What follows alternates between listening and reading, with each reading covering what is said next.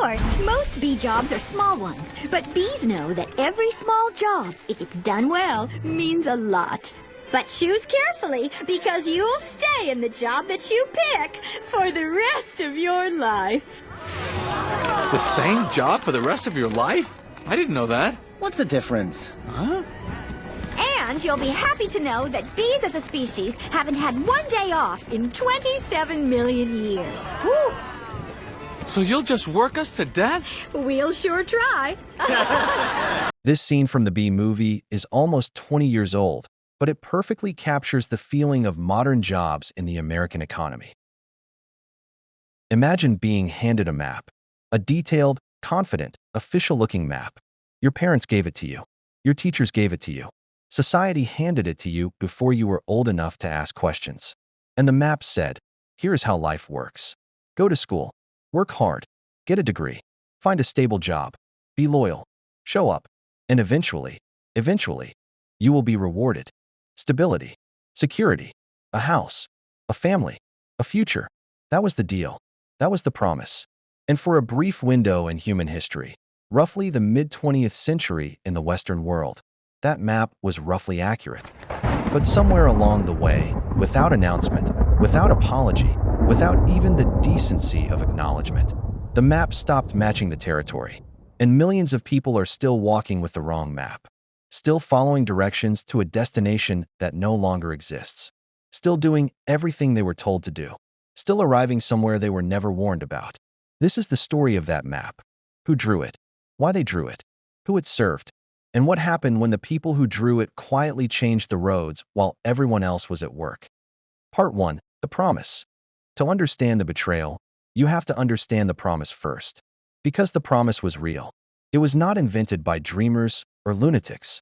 It was not conjured from nothing. For a specific generation, in a specific place, at a specific moment in history, it actually worked.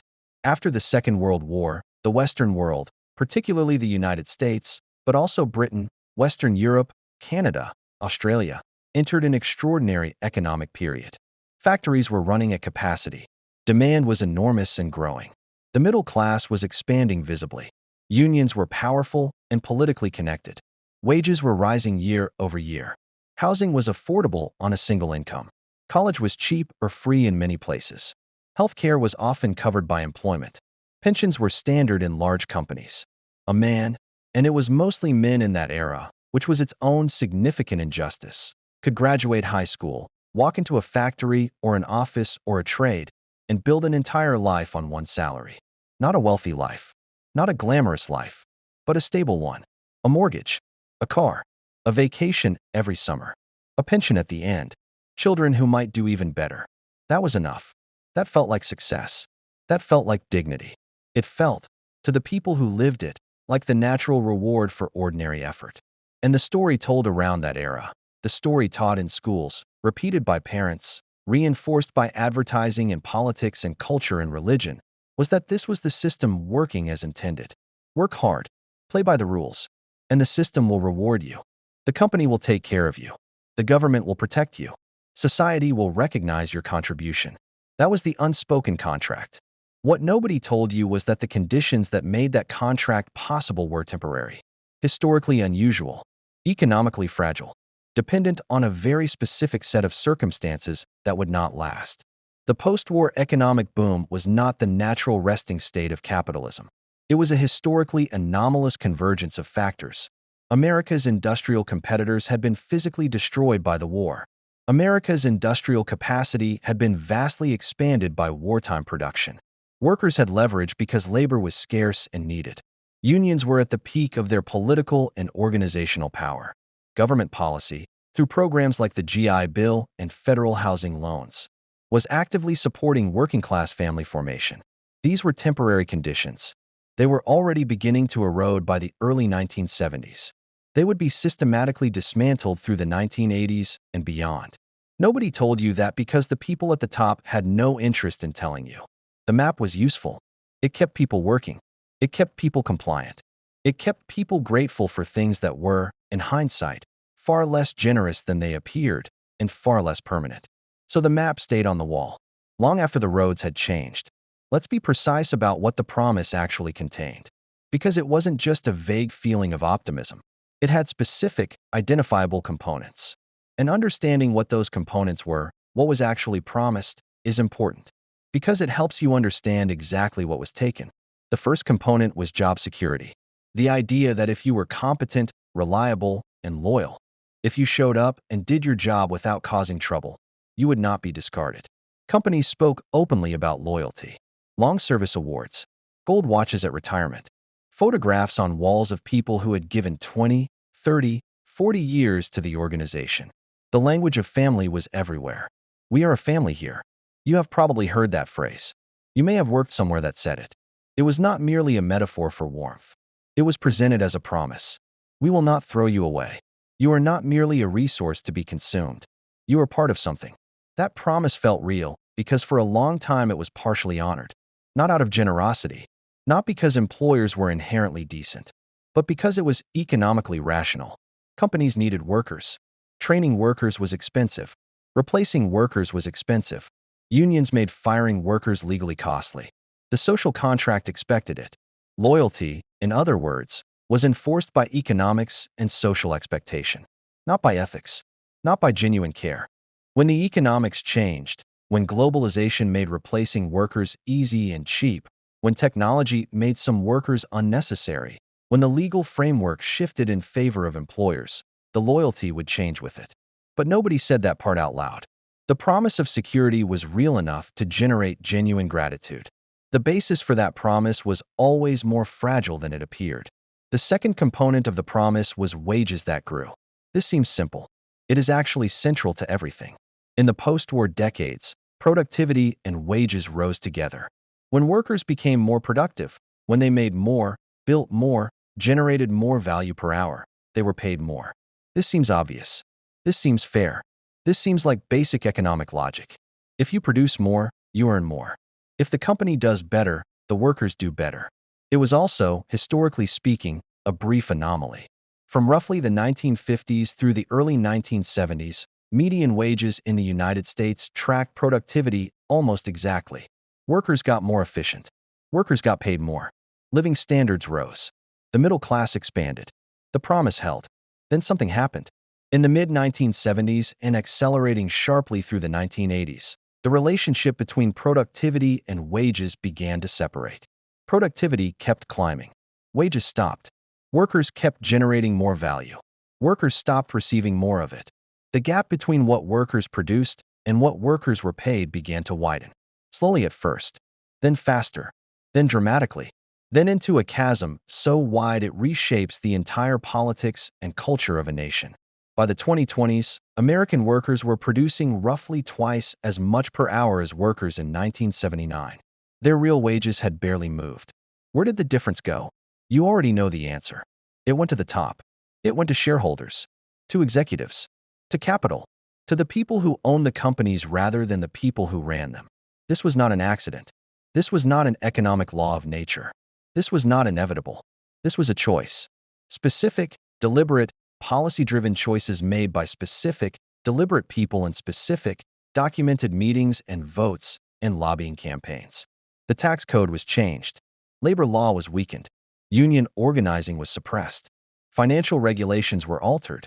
Executive compensation was restructured. Trade agreements were written. Every single change pointed in the same direction. More to the top, less to the workers who generated the value. This is not anti-capitalist ideology. This is the Congressional Budget Office. This is the Economic Policy Institute. This is the Federal Reserve's own research. The numbers are not in dispute. When wages and productivity decouple, when workers become more productive but do not become more compensated, the promise of work fails at its most fundamental level. The fundamental promise of employment is, your labor is worth something, and you will receive that something. When productivity gains stop flowing to workers, that promise is broken in the most basic possible way. And it has been broken for 50 years. The third component of the promise was benefits. Healthcare, pension, paid vacation, sick leave, disability coverage, life insurance. Not luxuries. Not rewards for exceptional performance. Not bonuses for the chosen few. But baseline protections that came with the job. Because you work here, You and your family will not be financially destroyed by illness. Because you work here, you will have something to retire on. Because you work here, you are a person with dignity and security. Because you work here, your basic human vulnerabilities are partially protected. These benefits were not always given voluntarily. Many were won through decades of union organizing, strikes, political pressure, and genuine physical confrontation. Workers fought, literally fought, sometimes at the cost of their lives, for the right to not be completely disposable, for the right to be sick without becoming destitute, for the right to grow old without becoming homeless, for the right to a brief vacation without losing their livelihood. These fights were not easy. They were contested violently by the same corporate interests that would eventually dismantle the gains. And they won.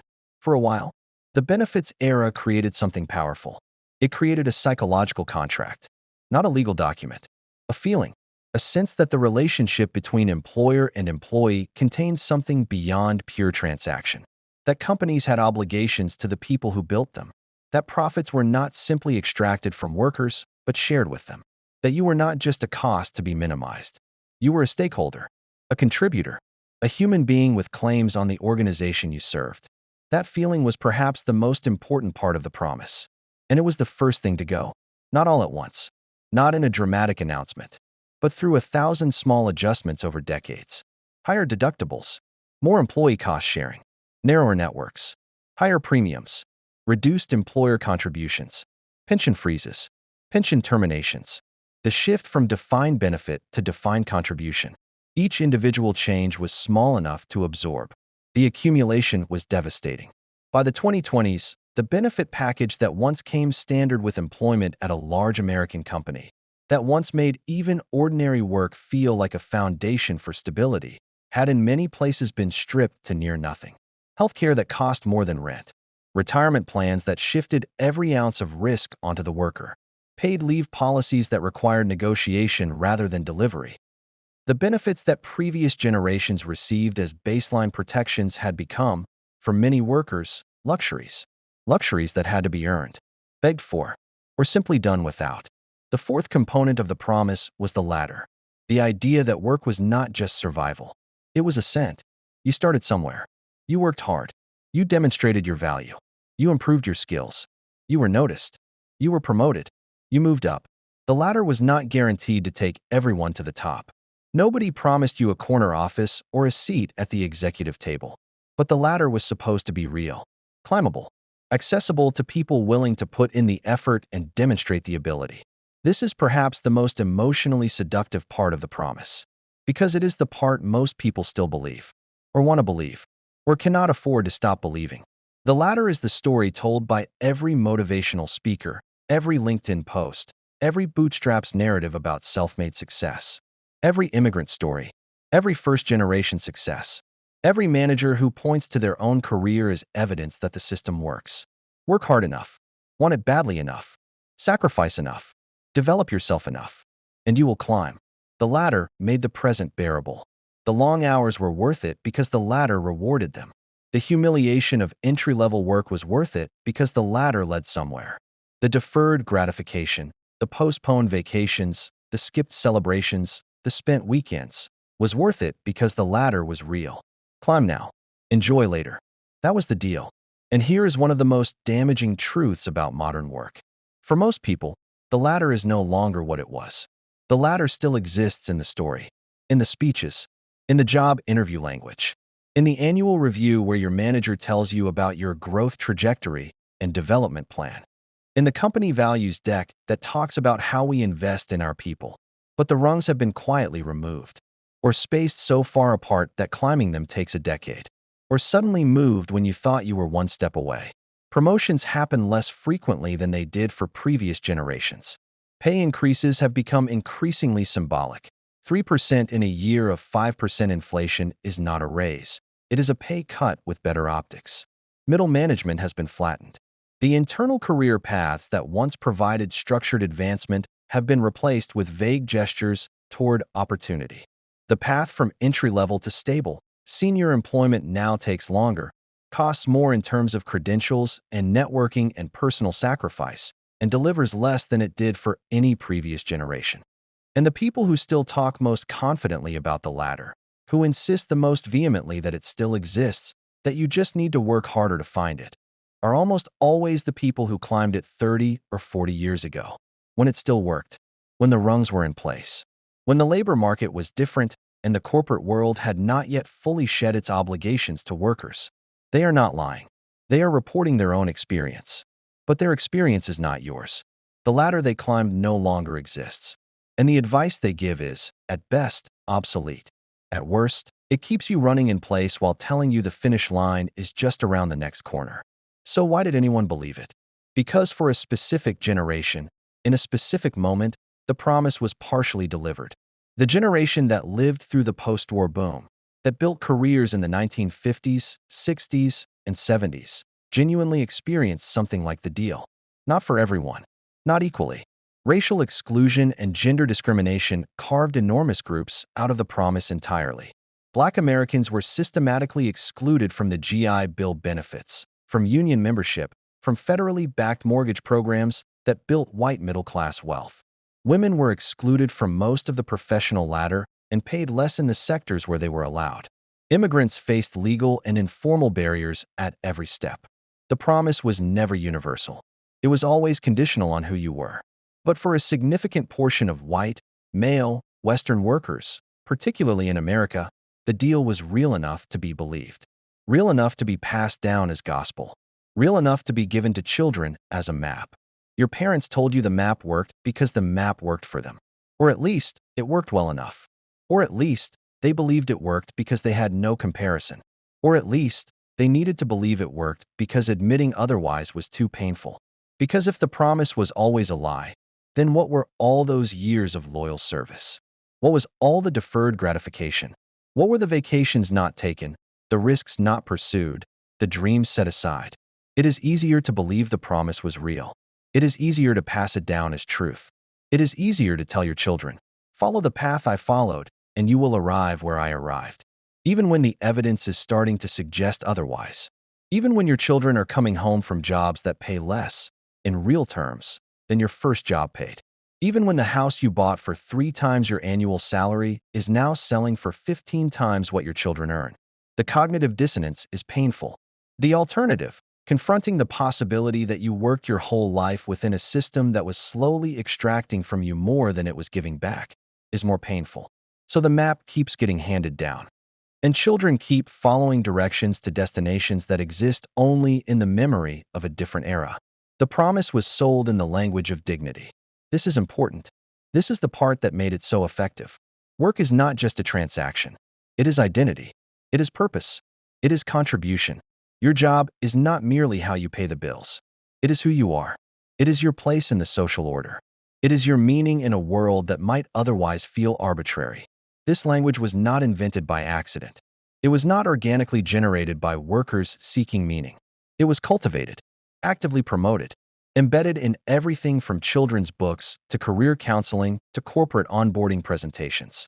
Because if work is identity, if your job is your purpose, your worth, your place in the world, then you will protect it at all costs. You will not complain too loudly. You will not organize too effectively. You will not ask for too much. You will not notice how much is being taken from you. Because losing the job means losing yourself. And people will endure extraordinary amounts of exploitation to avoid losing themselves. The fusion of identity and employment is one of the most sophisticated control mechanisms in modern history. Other eras controlled workers with the threat of starvation. Industrial capitalism controlled workers with physical danger and the grinding fear of absolute poverty. But late capitalism found something more elegant. It made workers police themselves, made them internalize the company's priorities as their own, made them feel ashamed of needing more, made them feel grateful for being chosen at all, made them perform enthusiasm for their own exploitation. You are lucky to have this job. How many times have you heard that? How many times have you said it to yourself? Lucky. As if employment were a gift bestowed by generous employers. As if your labor were not the thing being exchanged, your finite, irreplaceable hours, your skills, your creativity, your physical energy. As if the company were doing you a favor by consuming the best hours of your best years. That framing, that you are lucky, that you should be grateful, that asking for more is ingratitude, is not neutral observation. It is propaganda. It is the promise repackaged as humility, as virtue, as the appropriate response of a sensible person to the opportunity they have been given. And it worked. For decades, it kept people quiet. It kept people working. It kept people blaming themselves when the promise failed to deliver. Because if work is a gift, then struggling at work means you are not worthy of the gift. Not that the gift was fraudulent to begin with. Let us be honest about what the promise accomplished for the people who designed it. Because the promise was not neutral. It was not simply a cultural story that emerged organically. It accomplished very specific, very valuable things. For the people at the top, it kept wages lower than they might otherwise have been, because workers believed the promise of future reward would compensate for present restraint. Why demand more now when more is coming? It suppressed labor organizing, because workers feared losing the latter. Why risk your position for collective gains when individual advancement is just around the corner? It maintained political stability, because the middle class believed the system was working for them. Why challenge a system that is, after all, rewarding your effort? It created extraordinary corporate profits, extracted from workers who believed patience would be rewarded, who believed that what they were not receiving now they would receive later, who believed the deferred gratification was building towards something real. The promise converted legitimate demands into individual ambition. It took the energy that might have demanded structural change, better wages for everyone, stronger protections, more democratic workplaces, and redirected it into personal striving. Work harder, improve yourself, be more valuable, earn your place. Not demand more from the system. Not organize with your fellow workers. Not ask who is capturing the value you generate. Just work harder and trust the promise. The promise was always more useful to the people at the top than the people at the bottom. But the people at the bottom did not know that. They had the map. They were walking. And they were about to discover that the road ended a long time ago. Let us spend a moment with the geography of the promise. Because the promise was not evenly distributed across the American landscape. It was concentrated. In factory towns and mill towns and mining towns, the promise wore a specific face. You showed up. You joined the union. You did the work. And in return, a wage that could sustain a household, a pension for old age, health care for the family, a community built around the shared fact of your labor.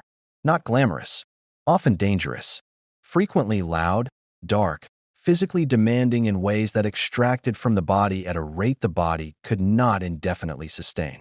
But stable, dignified in the specific way that stability is dignified. The dignity of knowing where you stood. The mill town, the factory floor, the mine, the docks. These places built real communities around the promise. Schools and churches and union halls and neighborhoods that were not wealthy but were functional, where people could live ordinary lives without financial terror. That geography is gone now. Not transformed. Not updated. Gone. The mills closed. The factories moved. First to the American South where unions were weaker, then to Mexico, then to China, then to wherever the labor was cheapest and the regulations were most cooperative. The mines are closed or mechanized to the point of employing a fraction of who they once did. The docks are automated.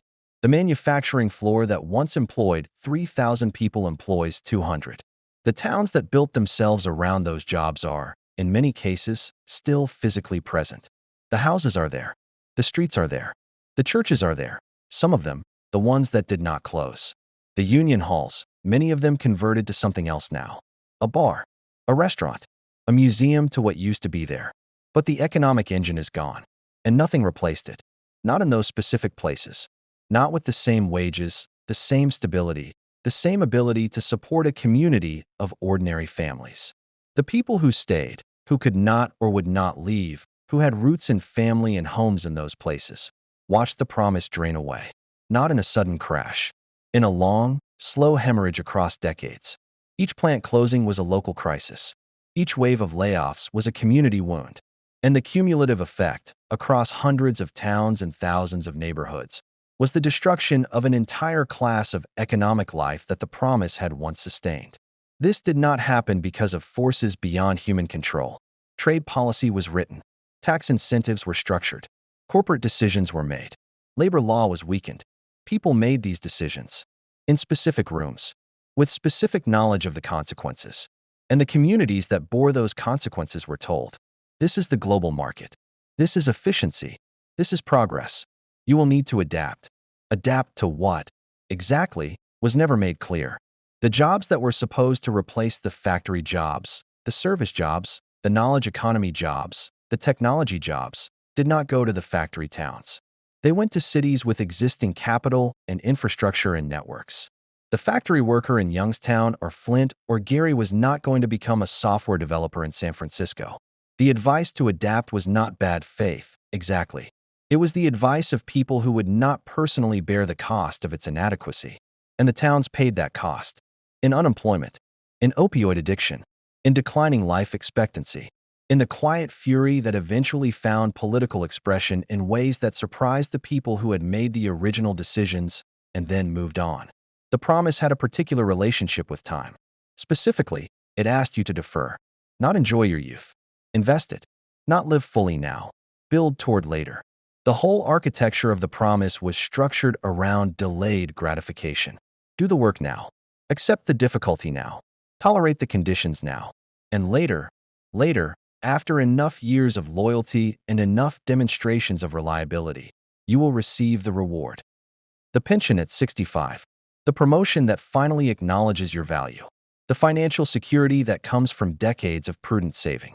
The recognition that comes from decades of solid work. Later, this deferral structure was not accidental. It served the people who benefited from your labor now. If the reward is always in the future, the compliance is always in the present.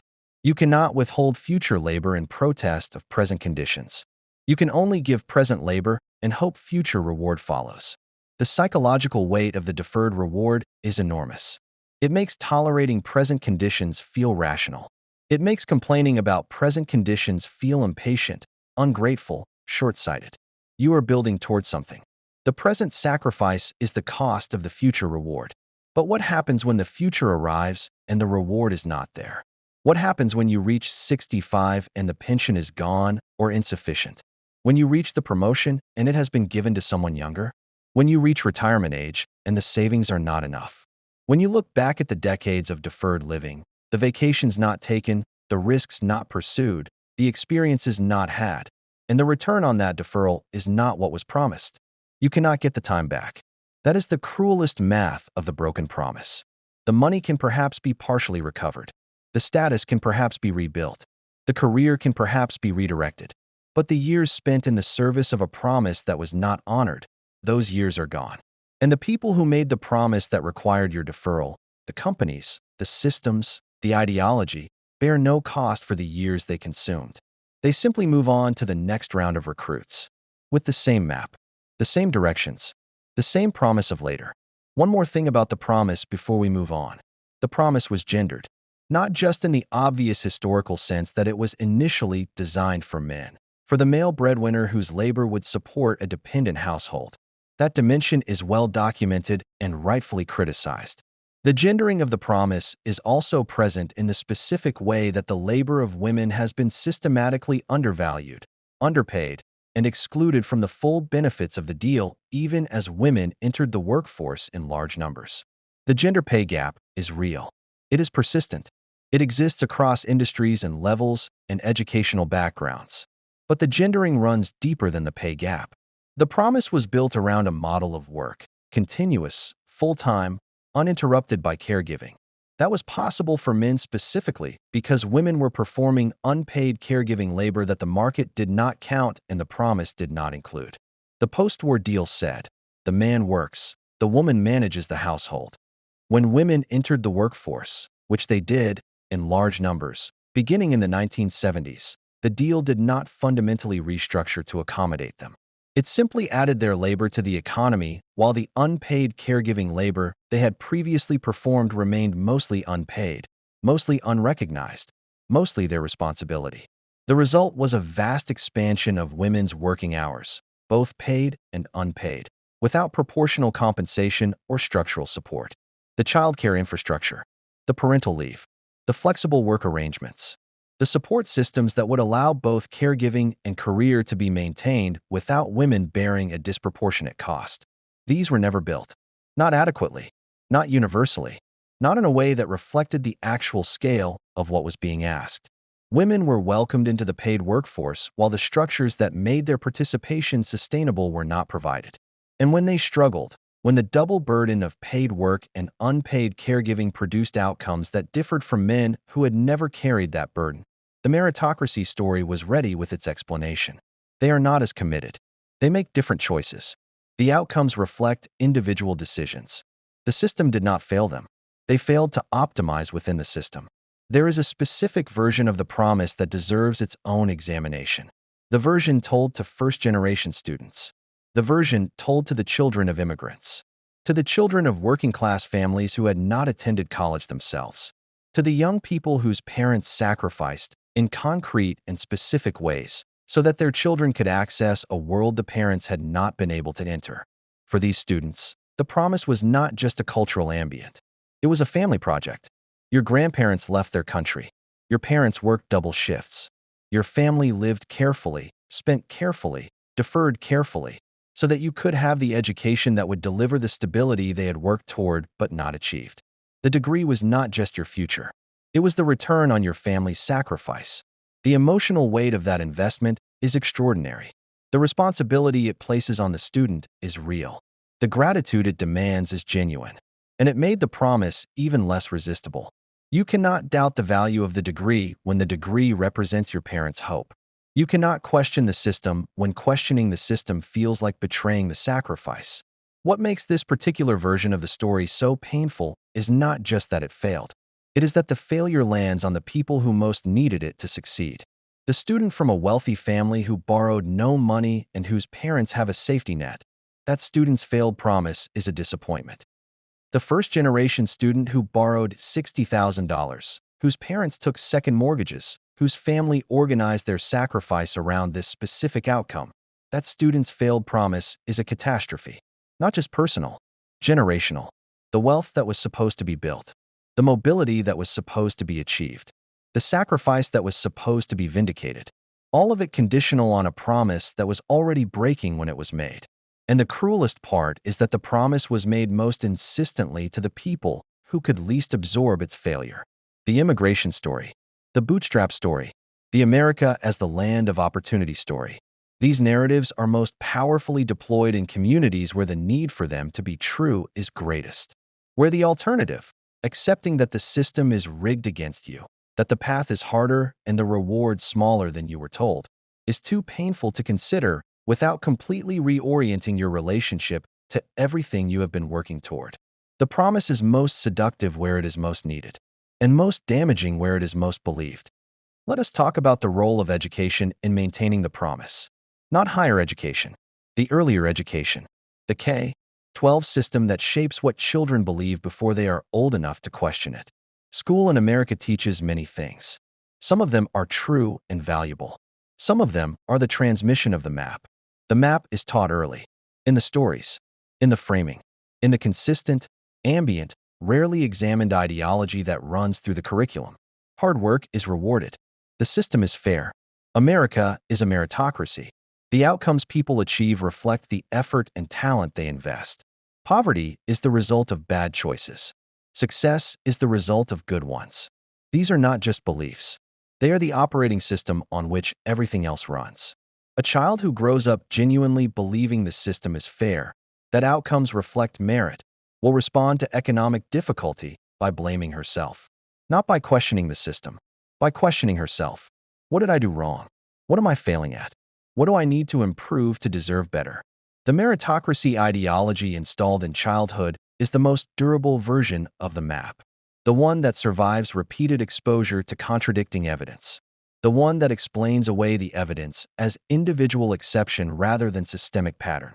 Teachers, many of whom went into education specifically because they cared about children and believed in the power of learning, are caught in a specific bind. They are often the most committed people in the system to children's welfare and development. They often see, more clearly than most, the way that economic conditions shape outcomes. But they are also operating within a curriculum and a cultural context that transmits the ideology of meritocracy. And the most well-intentioned teacher, delivering the most compassionate version of the lesson, is still transmitting the basic premise. Work hard and you will succeed. Because what is the alternative? You cannot tell a 10-year-old. The system is rigged and your outcomes are largely determined by factors outside your control. You cannot install cynicism in place of aspiration. But the aspiration you install, the belief that effort will be rewarded, that the system is fair, that the destination the map promises is reachable, will eventually confront a reality that does not confirm it. And when it does, the cognitive dissonance is painful. The more thoroughly the person believed, the more painful the confrontation, and the more likely they are to resolve it in the direction that requires the least structural questioning. It must be me. I must not have worked hard enough. I must need to try harder. The map and the school that handed it out are not responsible for how it failed. The walker is. There is a version of the promise that was made specifically to workers in high-growth industries. Technology, finance, consulting, the high-status professional class of the late 20th and early 21st centuries.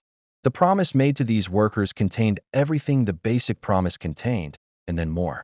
Not just stability, exceptional wealth, not just security, options that would make you set for life, not just a career, a rocket ship, join us while we're small, take a lower salary in exchange for equity, be part of the mission, and when we exit, when the IPO comes, when the acquisition happens, you will be rewarded beyond what any traditional career could offer. The lottery. The vast majority of startups fail.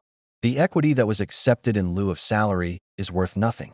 The options that were supposed to make you wealthy expire underwater. The sacrifice salary years cannot be recovered. But the lottery persists because the winners are visible and the losers are quiet. The 30-year-old who joined a startup early and became wealthy on the IPO is celebrated, written about, featured in profiles. The 30-year-old who joined a startup early and worked nights and weekends for 4 years on equity that was ultimately worthless is not featured in profiles. The visibility of winners and the invisibility of losers creates a systematically distorted picture of the odds. The startup lottery appears, from the outside, to be a reasonable bet, because the winners are loud and the losers are silent. And the lottery serves a function. It keeps talented, educated, capable young people working extraordinary hours for below-market compensation on the promise of the eventual jackpot. The company captures the value of those hours. The investor captures the value of the outcome, if there is one. The employee, in the vast majority of cases, receives a salary that was below market, years of their life, and equity that never paid out. And then is told, that's the risk you took. That's the deal. You knew the odds going in. As if 22-year-olds, with no financial experience and enormous social pressure to join exciting, mission-driven companies, are evaluating startup equity with sophisticated actuarial precision. As if the culture of the startup world, the mission language, the "we're going to change the world" narrative, the carefully cultivated sense of being part of something historic, does not deliberately impair that judgment. As if the lottery framing, "you could be the one who wins," is not specifically designed to make the expected value feel higher than it actually is. The startup lottery is the promise in its most contemporary form. The same structure, different vocabulary, the same function, the same beneficiaries. Work now, accept less now. The reward is coming. It just keeps not arriving. There is something worth saying about the specific decade in which the promise was most thoroughly believed. The 1990s. The decade that, in retrospect, was the last moment when the promise felt broadly credible. The Cold War had ended. American capitalism had apparently won. The internet was arriving and everything felt possible. The stock market was climbing. Employment was rising. The economy was growing. And for a specific class of people, educated, connected, positioned in the right industries and the right cities, the promise felt not just credible, but conservative. The reality was exceeding the promise. House prices were rising. 401(k)s were climbing. The new economy was creating wealth with extraordinary speed. The dot-com boom was creating millionaires out of 25-year-olds. Why think critically about the system when the system appears to be delivering? The 1990s produced a generation of political and economic thinking that is still with us. The thinking that markets, left to work, produce broadly good outcomes. That deregulation liberates growth. That globalization lifts all boats. That technology is inherently democratizing. that the private sector is inherently more efficient than collective solutions, that what is good for Wall Street eventually becomes good for workers. This thinking was not invented in the 1990s, but it was vindicated by the decade, temporarily, by conditions that turned out to be unsustainable. The dot-com boom was a bubble. The financial deregulation that contributed to the decade's growth was building toward the 2008 crisis. The globalization that seemed like mutual benefit was redistributing manufacturing employment in ways that would devastate communities over the following 2 decades. The technology that seemed democratizing was concentrating economic power at a rate without historical precedent. The 1990s were not the vindication of a sustainable model. They were the final expansion of a balloon before it burst. But the ideology of the 1990s, the confidence in markets, the suspicion of collective solutions, the faith that the system was basically working, survived the decade, survived the dot-com bust, survived the 2008 financial crisis, survived the pandemic. It is still the operating system of much of political and economic thought, even for many people who personally experienced its failures, because the failure feels personal, and the ideology felt like the weather, something that was just true. Ideologies that feel like weather are very difficult to see clearly. They appear to be description, not prescription, reality, not choice. The 1990s made the ideology of the promise feel like the weather, and the people who grew up in that decade, who built their worldview in the air of those years, are still, in many cases, waiting for the weather to return. Before we leave part 1, let us be precise about something. The promise was not entirely a lie. This is important. If it had been entirely a lie, if it had never delivered anything, it would not have been believed by anyone with first-hand experience. It delivered something real.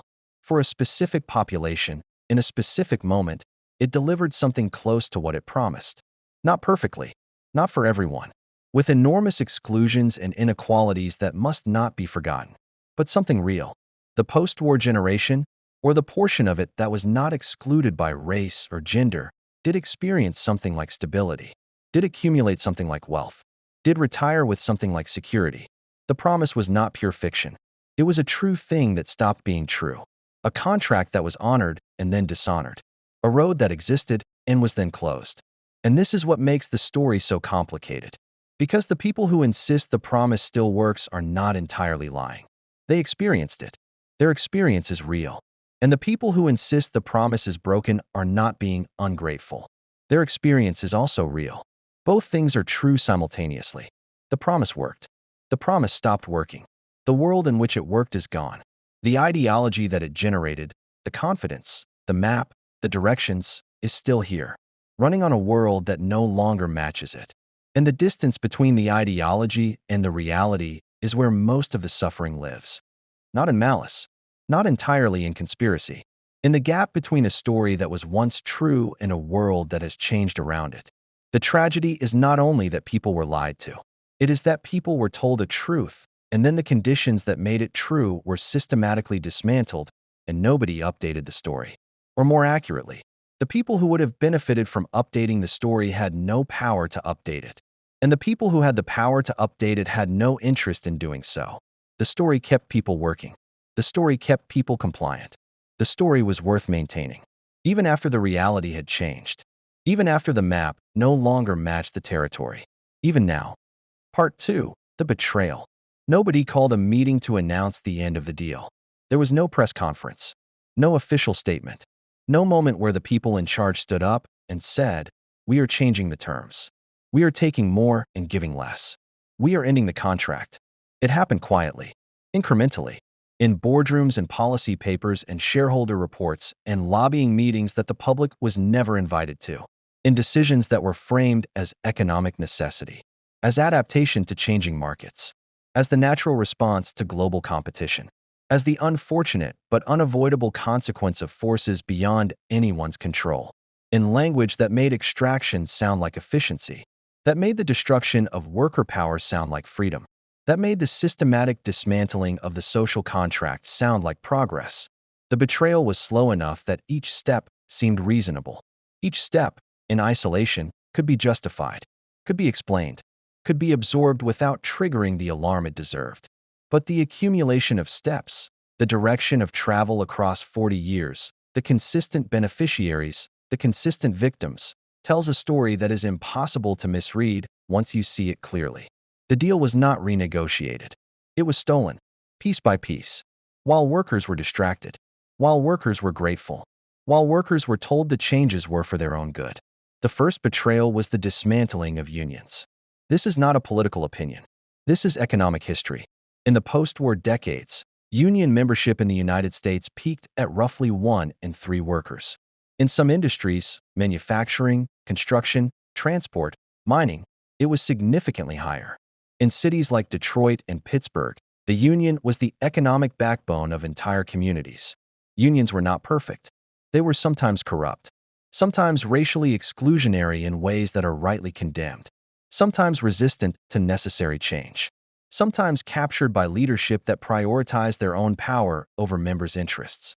These failures were real. They matter. They were used extensively to delegitimize the entire project of collective worker power.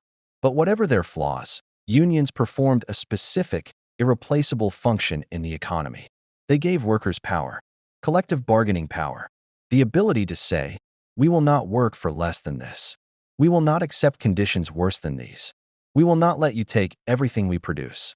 The threat of strike, of workers collectively withdrawing their labor and refusing to cooperate until conditions improved, was the mechanism that made the promise deliverable. Without that threat, the promise was just language. Nice-sounding words with no enforcement mechanism. Unions were the enforcement mechanism. They were the reason the post-war deal held, and their destruction is the reason it stopped holding. Then came the systematic effort to destroy them. In America, the signal moment is 1981. President Ronald Reagan fires 11,000 striking air traffic controllers, decertifies their union, bans them from federal employment for life, uses the military to break the strike. The message to every corporate executive in America was unmistakable. You can do this too. This is what is permitted now. And they did. Through the 1980s and beyond, corporations developed increasingly sophisticated, well-funded, legally creative strategies for defeating union organizing. They hired anti-union consultants, an entire industry that grew up around the project of preventing workers from organizing. They threatened plant closures when workers tried to organize. They closed plants and moved production when workers successfully organized anyway. They reclassified workers as independent contractors to strip them of organizing rights. They moved production to right-to-work states with weaker labor laws. They moved production to Mexico, to China, to wherever labor was cheap enough and unprotected enough. The legal and political environment shifted sharply in favor of employers. Labor law enforcement was defunded and weakened. The National Labor Relations Board, the federal agency supposed to protect workers' organizing rights, was systematically undermined through budget cuts and the appointment of management-friendly members. Corporate violations of workers' right to organize went increasingly unpunished. Penalties for illegal union busting were so small, they became a cost of doing business. The campaign was sophisticated. It was well-funded. It was decades long. It was coordinated across industry, law, politics, and media. And it worked. By 2024, union membership in the private sector had fallen to approximately 6%. 6%. From 1 in 3 to 1 in 17. In the same period, the share of national income going to workers fell. The share going to capital rose. Executive compensation exploded. Worker wages stagnated. These are not coincidences. When workers have collective power, they can demand a larger share of the value they create. When workers lose collective power, that share flows elsewhere. The destruction of unions was not a side effect of economic change. It was the mechanism of economic change. The wage stagnation, the benefit cuts, the rising inequality, all of it flows from the systematic elimination of the only tool workers had to make the promise stick. That is the first betrayal. The second betrayal was the invention of shareholder primacy. In 1970, economist Milton Friedman published an essay in the New York Times Magazine. Its argument was elegantly simple. The only legitimate responsibility of a corporation is to maximize profit for its shareholders, not employees, not communities, not the long-term health of the business or the society in which it operates. Shareholders, returns, stock price, quarterly earnings. This idea, which sounds like dry, abstract economic theory, had devastating, concrete, measurable consequences for the lived experience of every working person in America. And eventually, through the global spread of American corporate ideology in the Western world more broadly. Before shareholder primacy became dominant, many large corporations operated with what would later be called a stakeholder model. They recognized obligations to multiple parties. To workers, fair wages, job security, benefits, and the dignity of stable employment. To communities, investment, tax payments, and the maintenance of economic activity that sustained local life.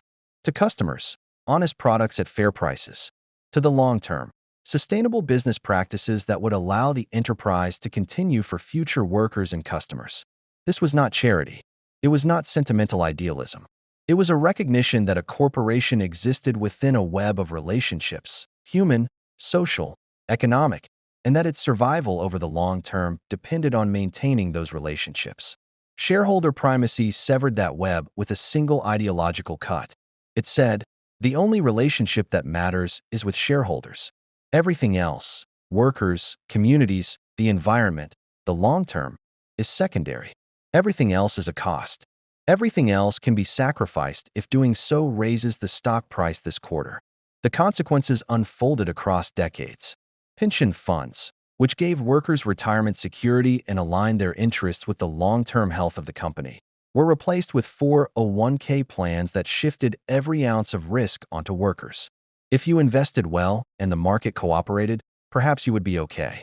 If you did not understand investment vehicles, or if the market crashed near your retirement date, or if low wages left you with too little to save, that was your problem.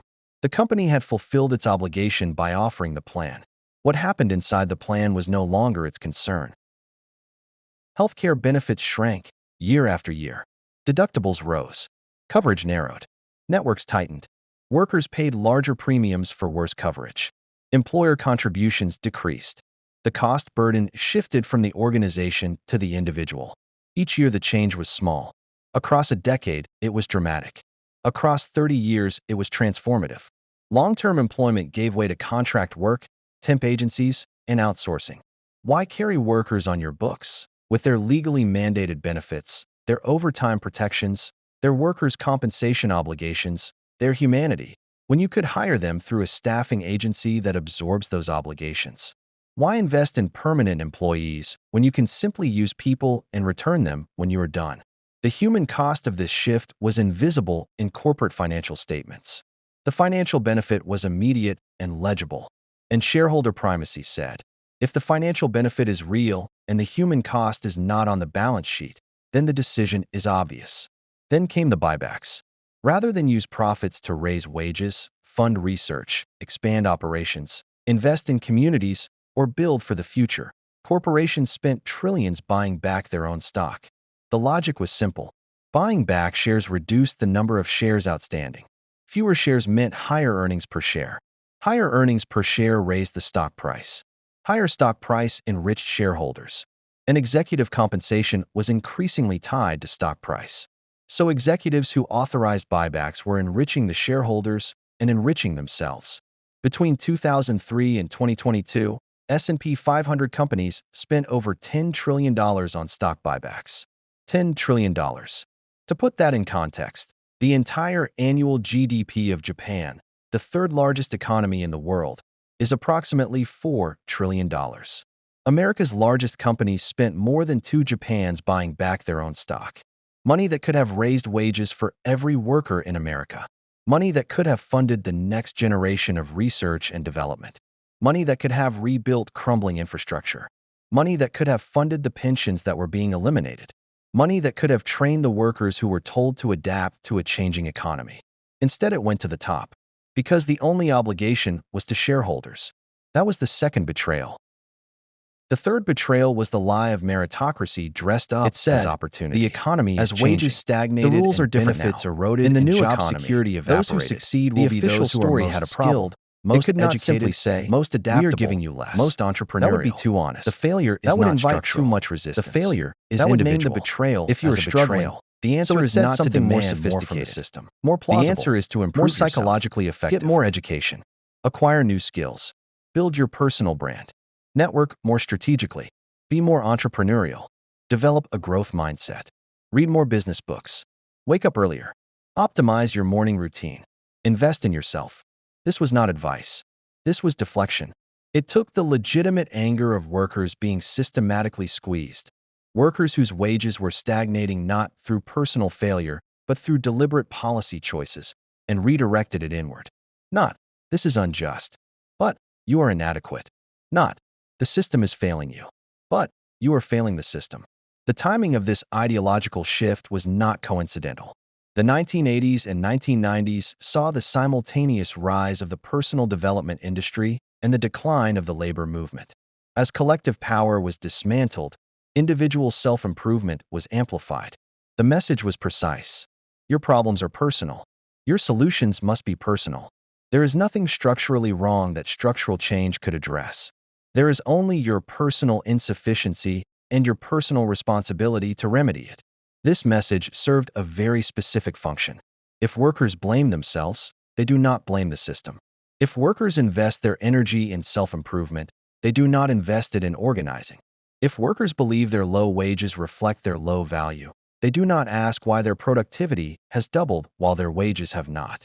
The meritocracy story is not just an ideology. It is a management tool, a tool for converting systemic exploitation into individual shame. And it has been extraordinarily effective. The credential inflation that followed was not an accident of the market. When a job that previously required a high school diploma suddenly requires a college degree, not because the job changed, not because it became more complex, but simply because employers can demand it, you have achieved something remarkable. You have made workers pay for the privilege of being considered. You have converted the cost of entry-level employment screening from a corporate expense into a personal debt.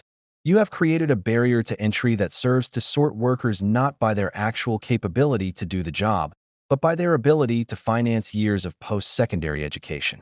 And you have done it while the returns on that education were quietly declining. Student loan debt in America surpassed $1.7 trillion. $1.7 trillion. This is a number so large it is difficult to process. It represents entire generations borrowing enormous sums, often at 18. With no ability to meaningfully understand compound interest or labor market dynamics, or the actual employment outcomes in their chosen fields, on the promise that education would deliver the latter that had already been quietly disassembled. They arrived at the bottom rung, degree in hand, carrying tens of thousands of dollars in debt. The average is now well over $30,000, and in fields like medicine or law can exceed $200,000. To discover that the entry-level job paid roughly what the same job paid a generation earlier. Adjusted for inflation. Before student loan payments. Before rent that had doubled or tripled in a decade. Before healthcare costs that had exploded.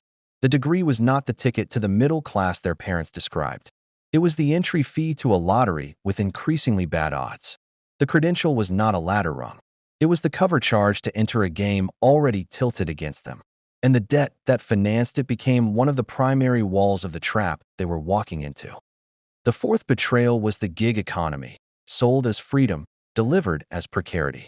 In the 2010s, a new language emerged in the corporate world: disruption, innovation, the future of work, flexibility, entrepreneurship, be your own boss, set your own hours, control your destiny.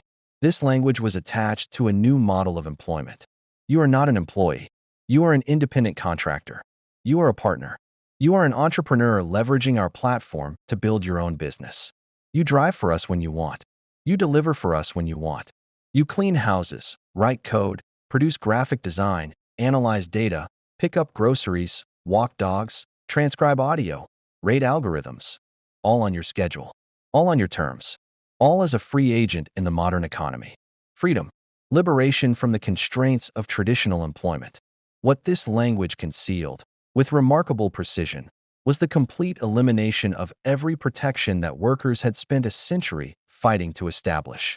No minimum wage guarantee, no employer contribution to healthcare, no paid sick leave, no paid vacation, no retirement benefits, no overtime protections, no workers' compensation, no unemployment insurance, no legal protection against arbitrary termination, no recourse when the algorithm decides, without explanation, without appeal, that you are no longer needed. No protections against rate changes that could cut your income in half overnight. The gig economy did not create entrepreneurs. It created workers stripped of the legal status of workers. It took the worst aspects of precarious, irregular, low-power employment, the instability, the vulnerability, the lack of protection, the constant insecurity, and rebranded them as advantages. You are flexible. You are free. You are empowered. You are also one bad month away from financial disaster. You are also paying both halves of your Social Security contribution because there is no employer to pay the other half. You are also discovering that being your own boss means having no boss to complain to when the platform arbitrarily deactivates your account. You are also watching your income fluctuate based on algorithmic decisions you have no visibility into and no influence over. Freedom is not the same as power, and freedom without power is just another way of saying you are on your own.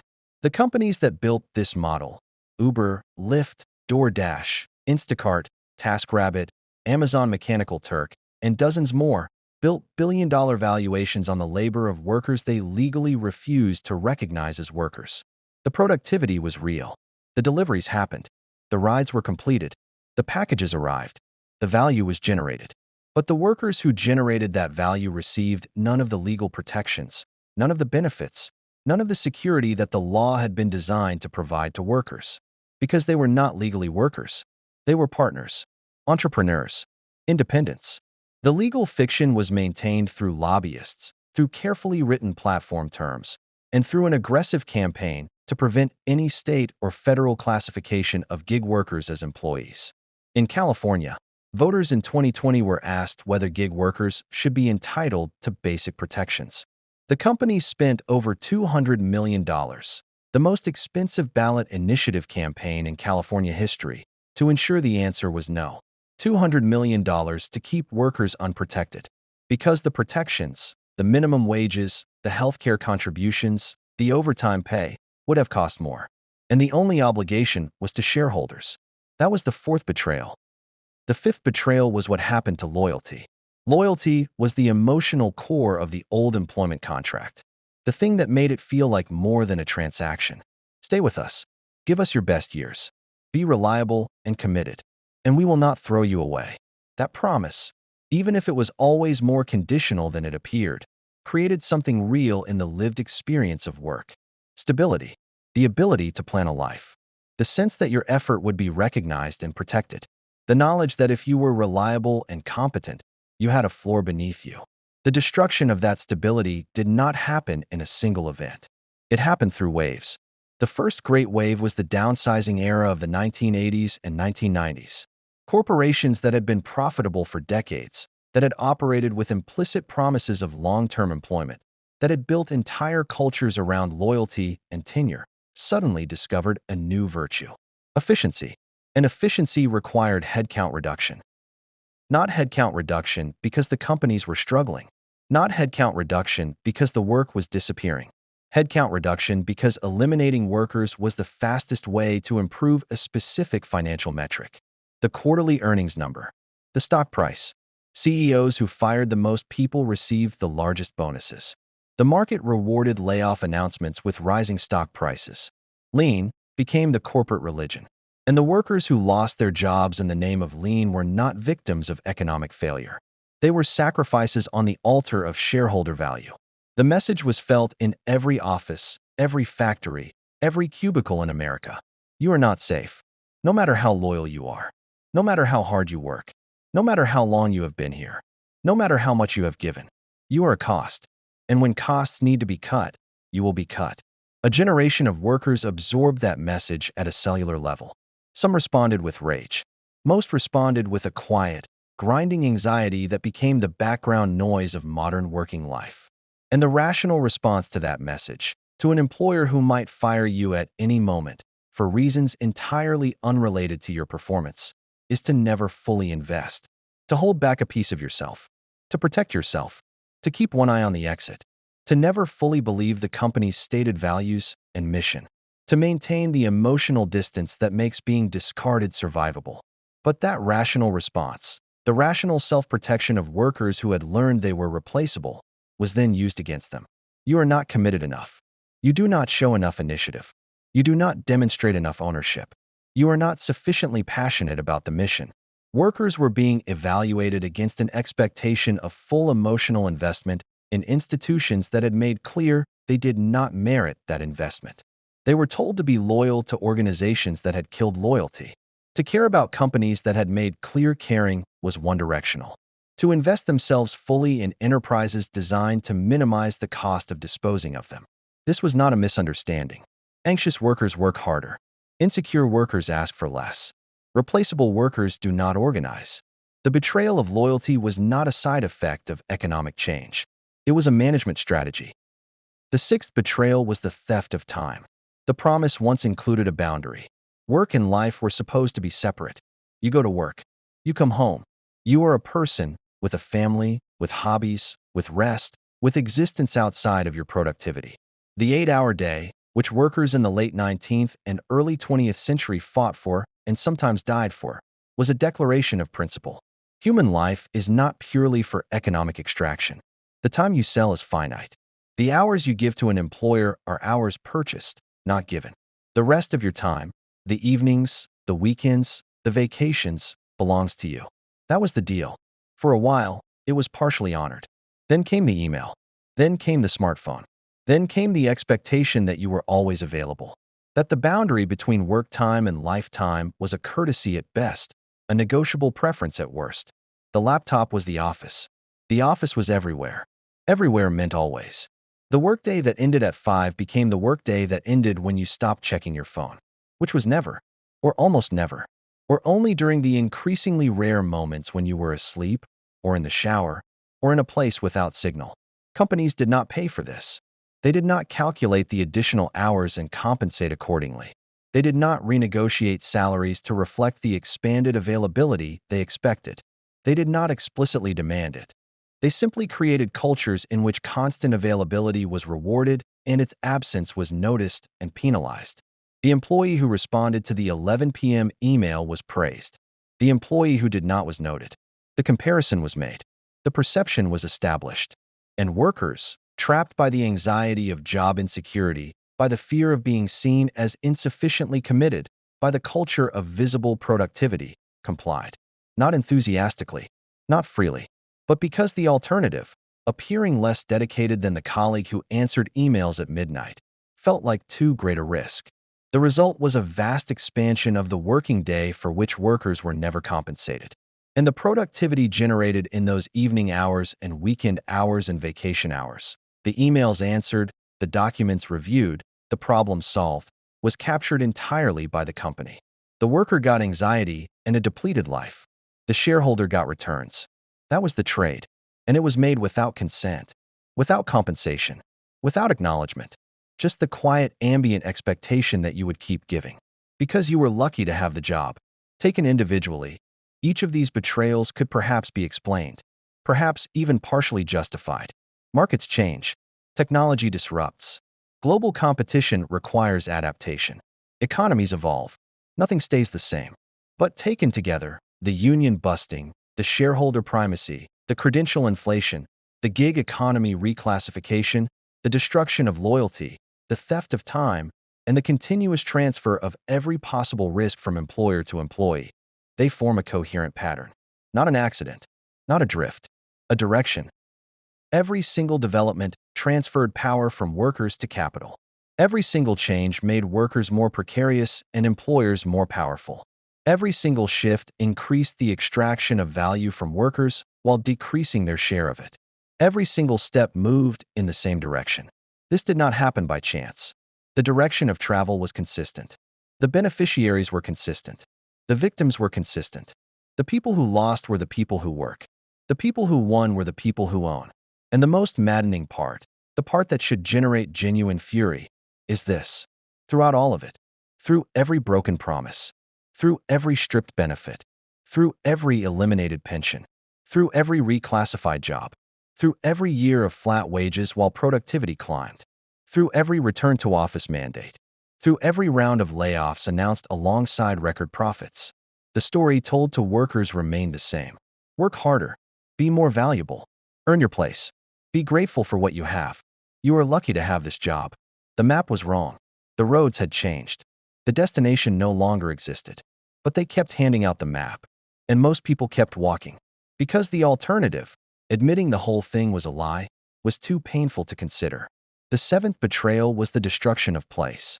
Work, for most of human history, happened where people lived. The farm was at the farm. The shop was in the village. The factory was in the town. The relationship between employment and geography was tight. Jobs existed in communities.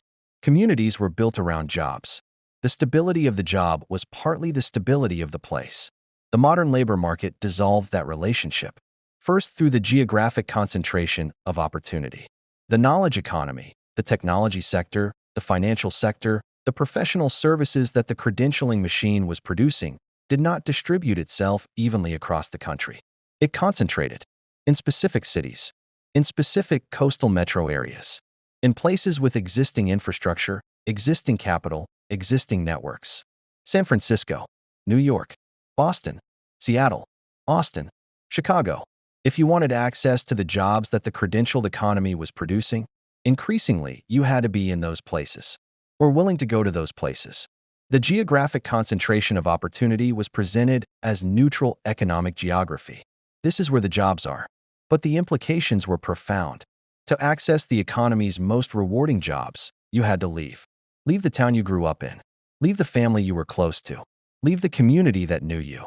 Leave the geographic roots that connected you to history and belonging. The price of professional participation was geographic displacement.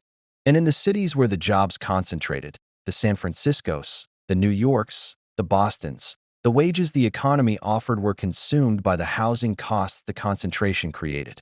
The software engineer earning $150,000 in San Francisco, paying $4,000 a month in rent, paying San Francisco taxes, paying San Francisco prices for everything, is not living anything like the life that $150,000 would suggest. The money that looks like success from outside looks like survival from inside.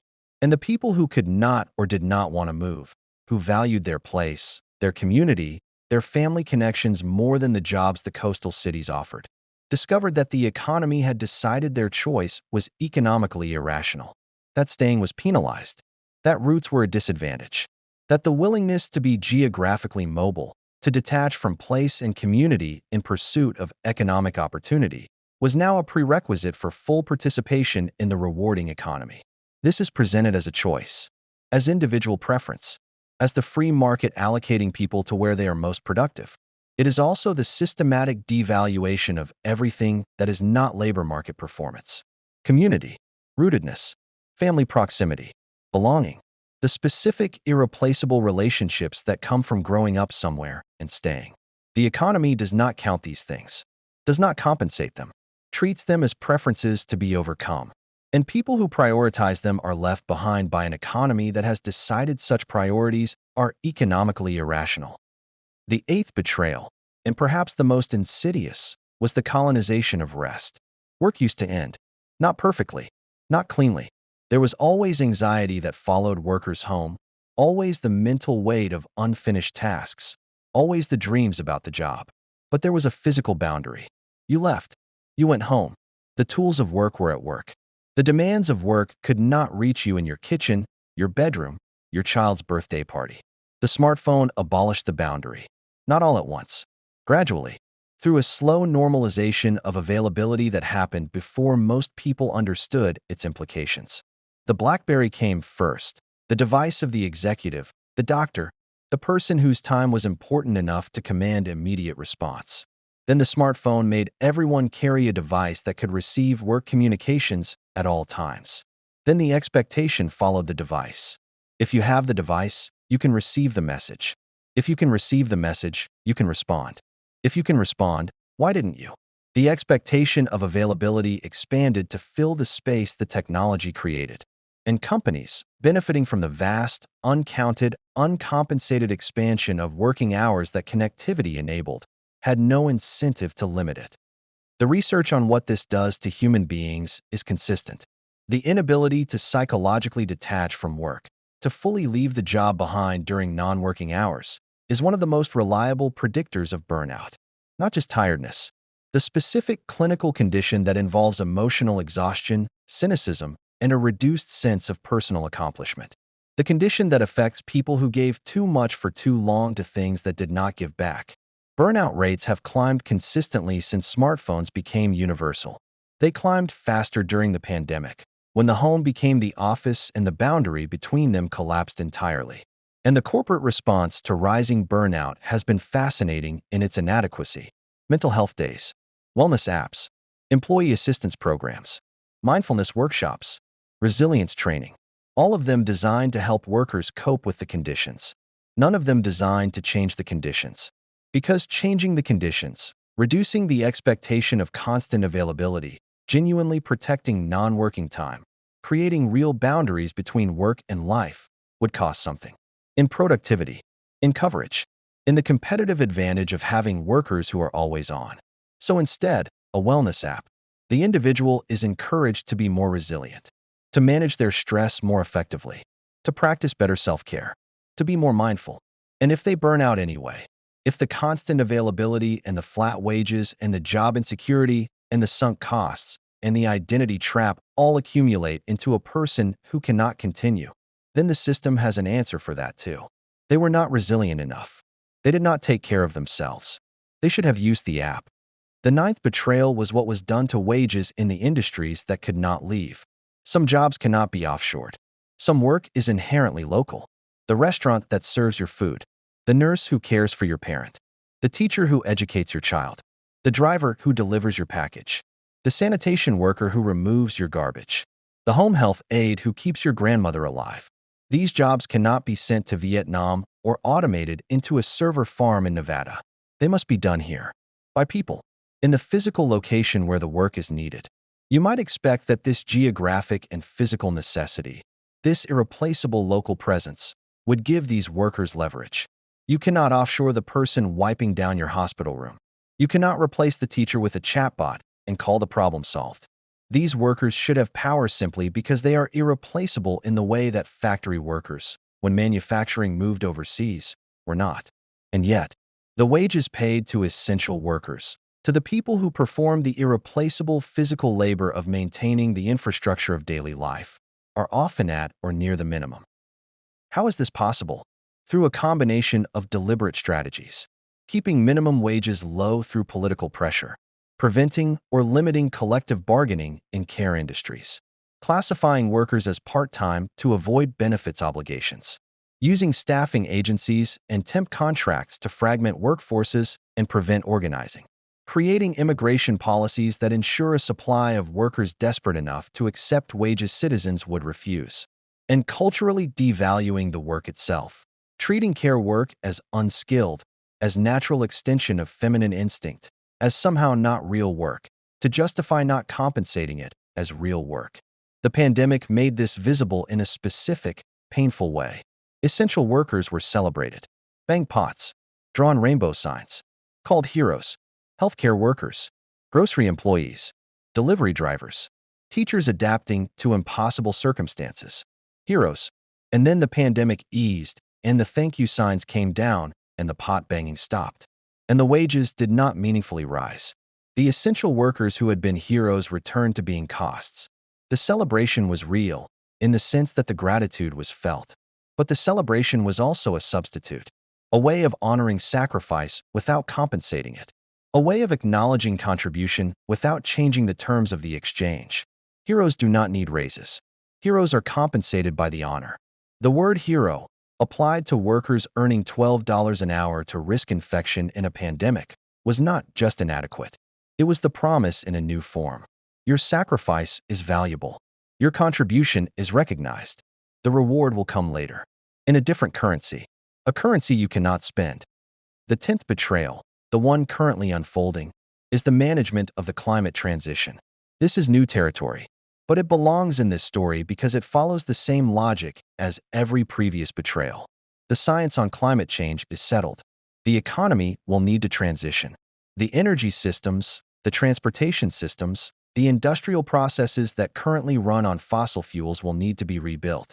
This transition will be enormously disruptive. It will eliminate jobs. It will displace communities. It will require massive investment and significant change. The question, The same question that has been asked at every previous economic transition is who bears the cost? And the pattern of every previous transition suggests the answer. Workers bear the cost. Capital receives the benefit. The factory workers who lost their jobs to automation and offshoring were told to adapt. The mine workers who will lose their jobs to the energy transition are being told to adapt. The communities that built themselves around the industries that are ending, coal communities, oil communities, auto manufacturing communities, are being told the transition is necessary, which it is, and that it will create new jobs, which it will, but not necessarily in those communities, not necessarily for those workers, not necessarily on a timeline that prevents the same generational devastation that previous transitions produced. Meanwhile, the corporations responsible for the largest portion of historical carbon emissions, the companies that knew what their products were doing to the atmosphere and spent decades funding disinformation to prevent action, are not being asked to bear the cost of the transition.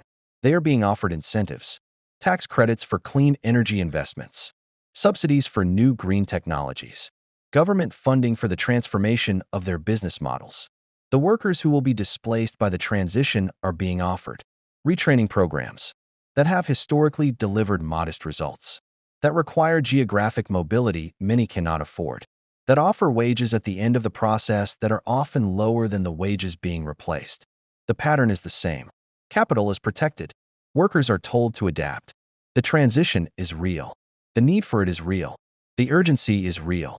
But the distribution of its costs and benefits, who bears the pain and who captures the gain, will be a choice. A choice that will be made by the same systems, the same lobbying infrastructure, the same policy frameworks that shaped every previous transition. Unless something different happens this time. Unless the lessons of the previous betrayals are clear enough and recent enough and painful enough to produce a different answer. That is not guaranteed, but it is not impossible. The 11th betrayal is the one that is happening right now in offices and boardrooms that are talking about artificial intelligence, not the AI itself, the way it is being deployed. In 2023 and 2024, a specific pattern emerged. Companies announced significant investments in AI tools. Companies announced they were integrating AI into their workflows. Companies announced productivity gains from AI adoption. And then companies announced layoffs, often in the same press cycle. Sometimes in the same press release. The connection was not always made explicit, but the arithmetic was clear. AI allows fewer workers to produce the same output. Fewer workers means lower costs. Lower costs mean higher margins. Higher margins mean better stock price. The productivity gains from AI, the extraordinary efficiency improvements that the technology genuinely enables, are being captured by companies, not shared with the workers who are now producing more per hour by using the tools. Not distributed to the workers who will be displaced by the automation. Captured. This follows the exact same pattern as every previous wave of automation. The Industrial Revolution, the Computing Revolution, the Internet. Each wave of technology created more productive workers. Each wave, the productivity gains flowed overwhelmingly to capital rather than labor. Workers were told, adapt, the new technology will create new jobs. Sometimes it did. Sometimes those jobs were better. Sometimes they were worse. Sometimes they were in completely different industries and geographies from the jobs eliminated. Sometimes they did not materialize for decades. The people who were displaced in the meantime, who were not in the right place at the right time with the right skills for the new jobs, were told, adapt. As if the social cost of adaptation was a personal responsibility. As if the disruption created by decisions made in boardrooms was a natural phenomenon rather than a policy consequence. The question that should be asked, and that is almost never asked by the people making the decisions, is simple. If AI makes workers significantly more productive, and that productivity generates significant additional value, why does that value go entirely to shareholders? If a worker who previously produced 10 units per hour now produces 20 per hour because they are using AI tools, if they are genuinely twice as productive, why is the appropriate response a 50% reduction in headcount rather than a 50% increase in wages? The technology is real. The productivity gains are real. The question of who receives those gains is a choice. And the choice being made, consistently, in company after company, in sector after sector, is the same choice that has been made every time since the 1970s. Capital receives the gains. Workers receive the disruption. Not because this is economically necessary, because this is the arrangement that currently exists. Because the power to make a different choice belongs to the people who benefit from this one. Part 3. The Trap. Here is what makes this different from ordinary injustice. Ordinary injustice you can walk away from. You can leave. You can refuse. You can withhold your participation and seek something different. You can resist. But the modern work trap is not ordinary injustice. It is a system designed specifically to eliminate the exit. Not with walls you can see. Not with guards you can confront. Not with laws that openly prohibit your departure. With invisible architecture. With systems and conditions and dependencies so deeply embedded in the structure of modern life that most people never see them as what they are. Debt that requires income to service. Healthcare that requires specific employment to access. Identity that requires a job title to feel legitimate. Social status that requires visible productivity to maintain. Retirement that requires decades of uninterrupted participation. Geographic conditions that require jobs that exist only in specific expensive cities. The trap does not need to be brutal. It just needs to be inescapable. And for most people in the modern Western world, it very nearly is. The first wall of the trap is student debt. We have already talked about credential inflation, about how the job market raised its entry requirements without raising its rewards. But the mechanism itself, the specific way in which debt is used to create compliance, deserves its full examination. Because it is extraordinarily elegant, as traps go. Here's how it works. You are 17 or 18 years old. You have been told your entire conscious life that education is the path to stability, not as an option to consider, as the only rational choice, as the obvious, inevitable, correct response to the economy you are entering. Your parents believe this. Your teachers believe this. Your guidance counselors believe this.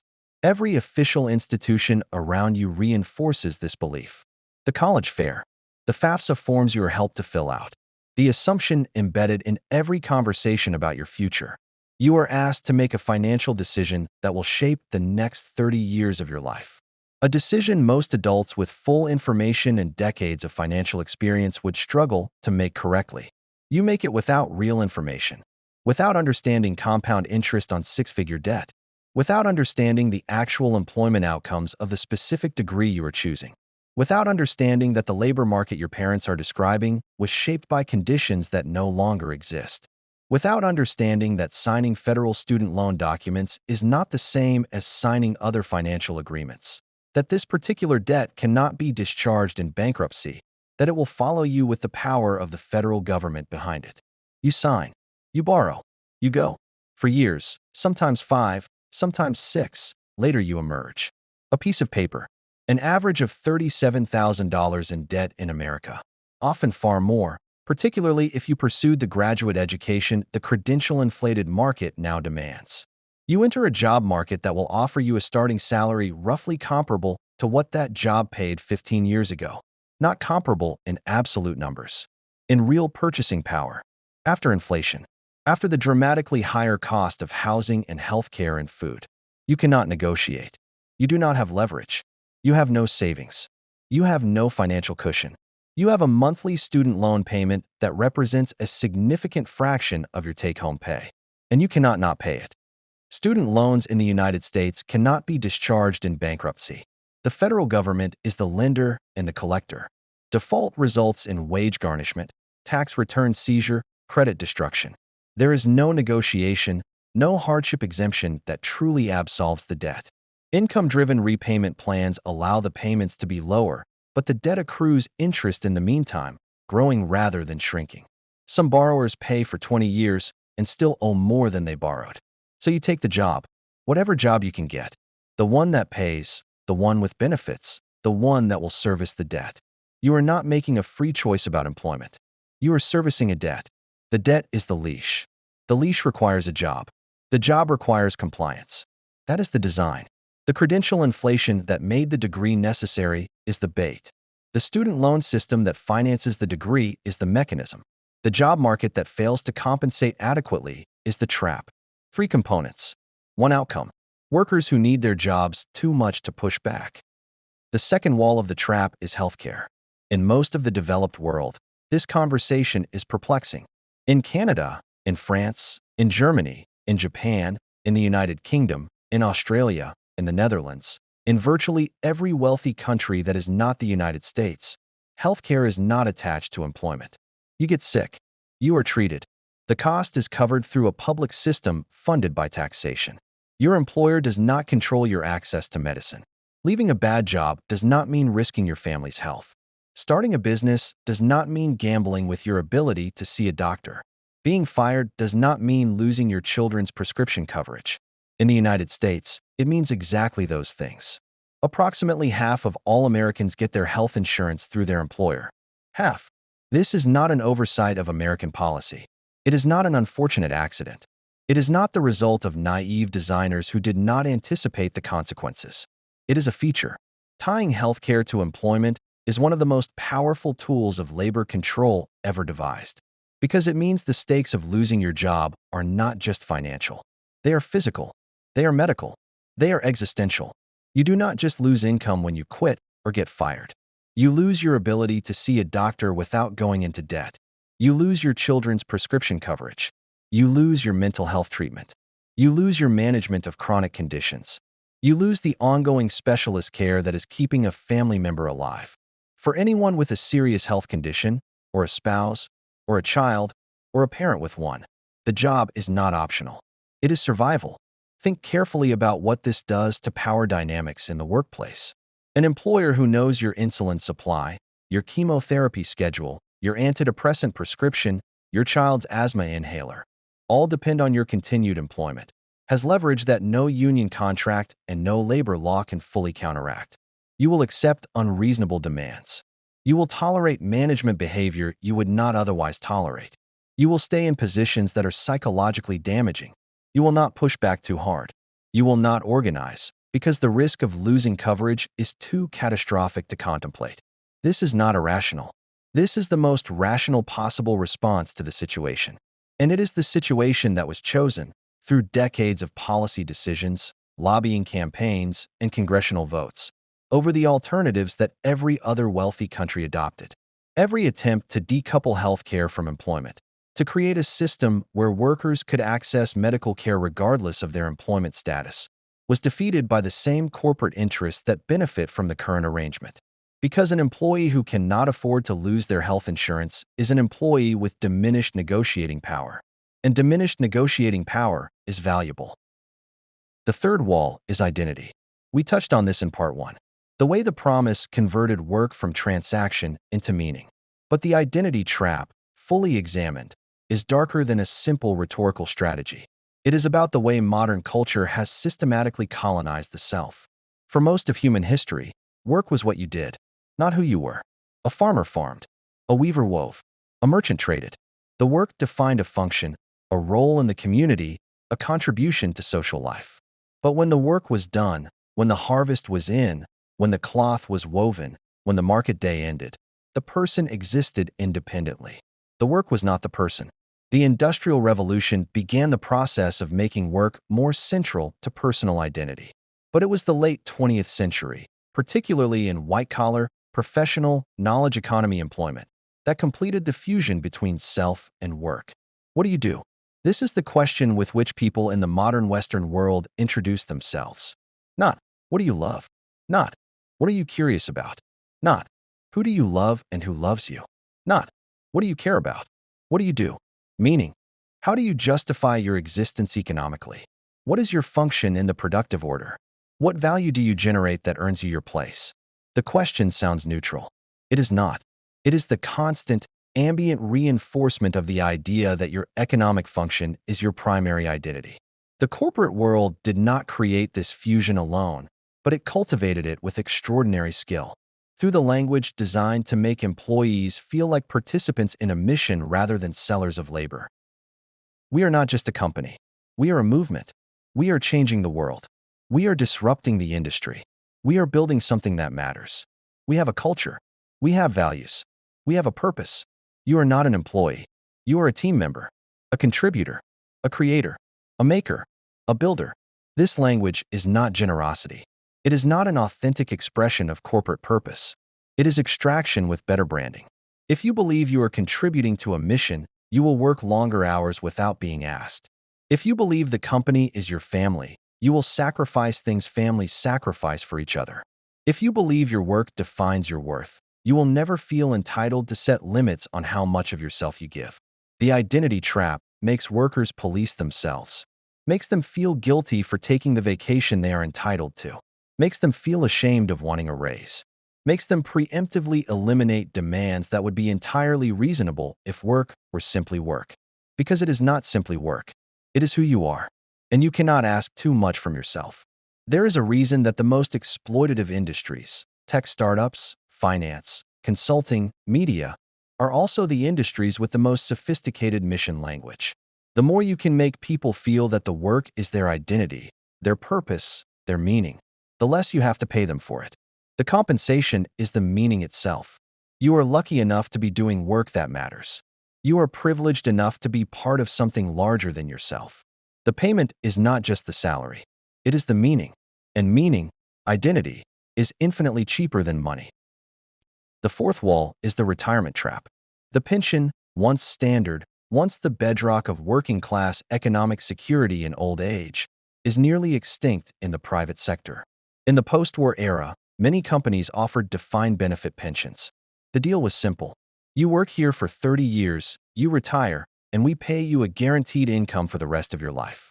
A specific dollar amount, indexed to your salary and years of service. Guaranteed regardless of what the markets do. Paid for as long as you live. The risk was on the company. The certainty was yours. You could plan. You could calculate. You knew what you were working toward. That certainty was replaced, beginning in the 1980s, with the 401k. Now you manage your own retirement. You make your own investment decisions. You bear all the risk. You hope the market cooperates. You hope you understand enough about asset allocation, expense ratios, sequence of returns risk, and withdrawal strategies to not make ruinous mistakes. You hope you happen to retire in a decade when markets are favorable. You hope you live long enough to need it, but not so long that you outlive it. The transfer of retirement risk from employers to workers was framed as empowerment. Your money, your control, your choices. What it actually was, the elimination of a guaranteed obligation by moving all the risk onto people with less financial literacy, less financial cushion, and infinitely less ability to absorb catastrophic losses. The math has not been kind to this arrangement. To retire comfortably at 65 in 2024 America, mainstream financial advice suggests having approximately $1 million to $1.5 million saved.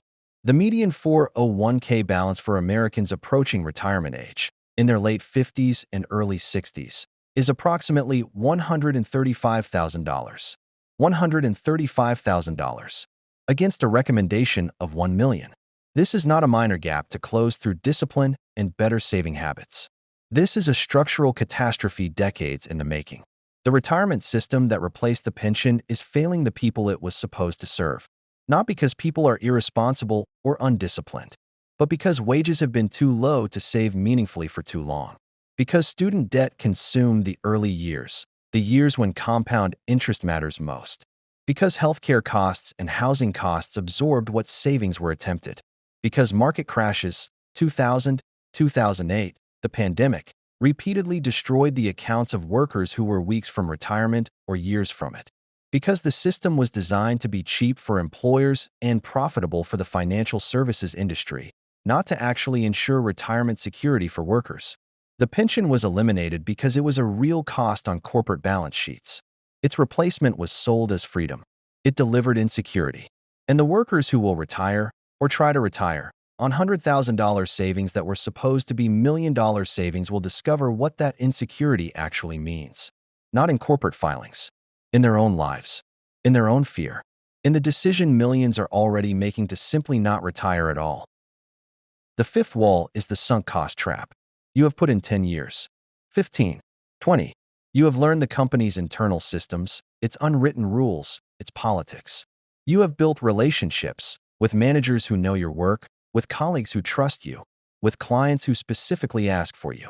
You have accumulated institutional knowledge that has real value inside this context and questionable value anywhere else.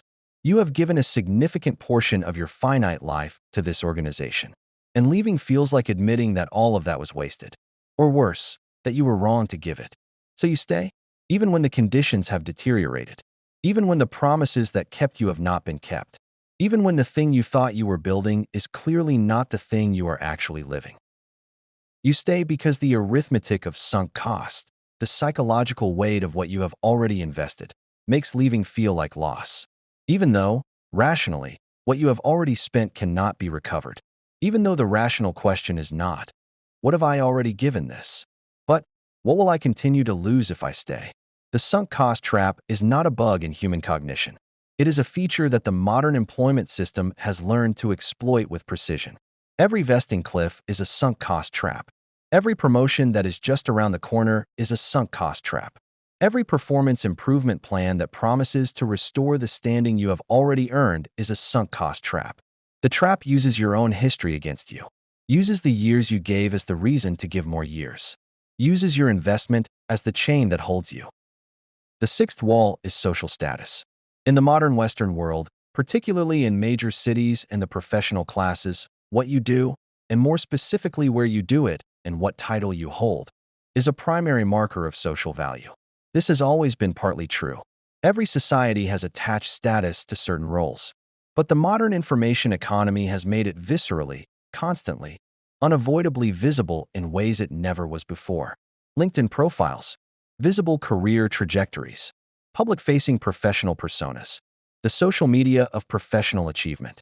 You cannot be invisible. Your career is on display. Your trajectory is legible. Your position relative to your peers is constantly being updated and compared.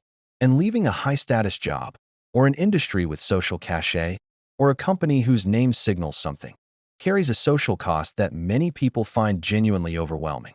The questions it invites, the assumption of failure it creates, the way it changes how people see you at family dinners and class reunions, and the casual social calculations of professional networks. This is not pure vanity.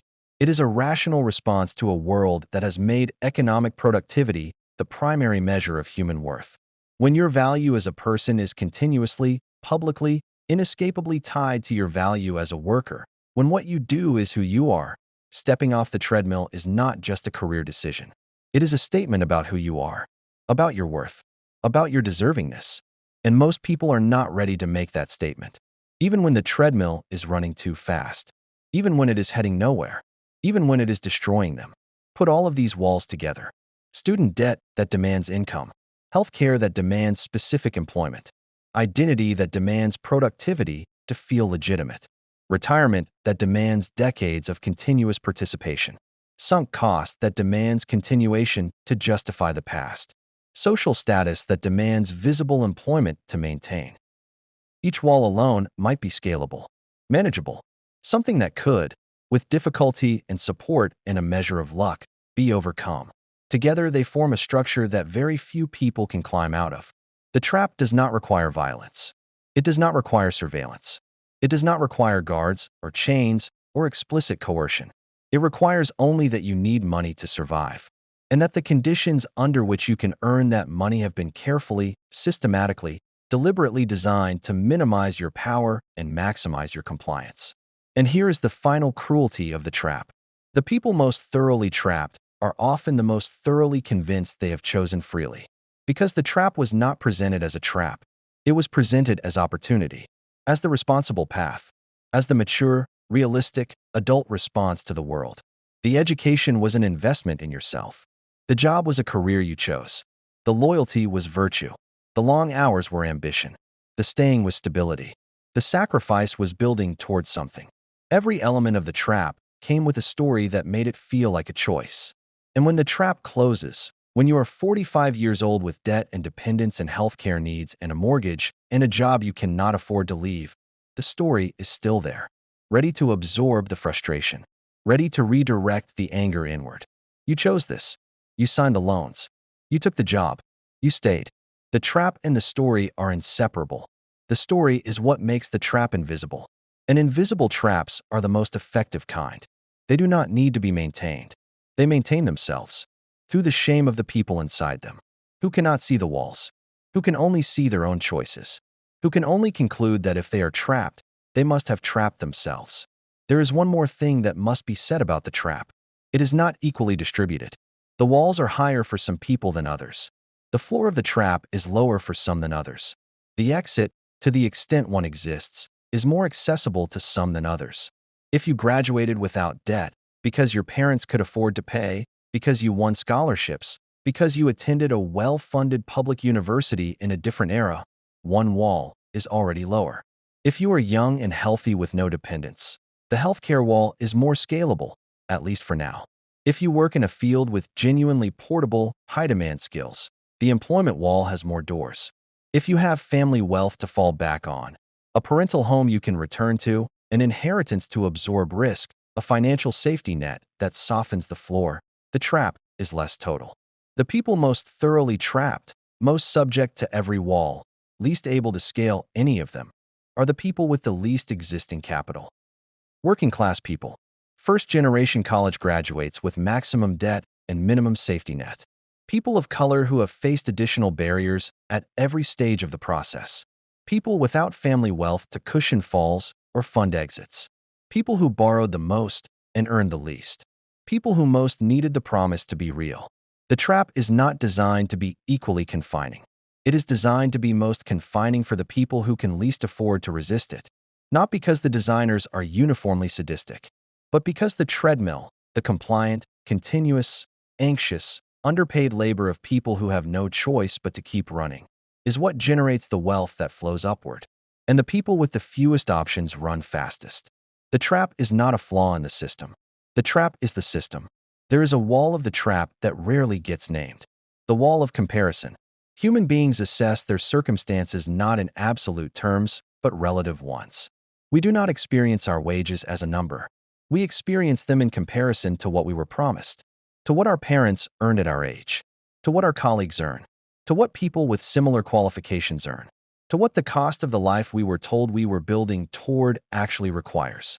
The comparisons are everywhere. And in the modern era, with the data visibility of social media, with the quantified career trajectories of LinkedIn, with the real estate databases that tell you exactly how much the house your parents bought for $80,000 is now worth, the comparisons are impossible to avoid. You know what things cost now. You know what your parents paid for them. You can do the arithmetic. You know that your college degree cost 10 times in real terms what your parents' degree cost.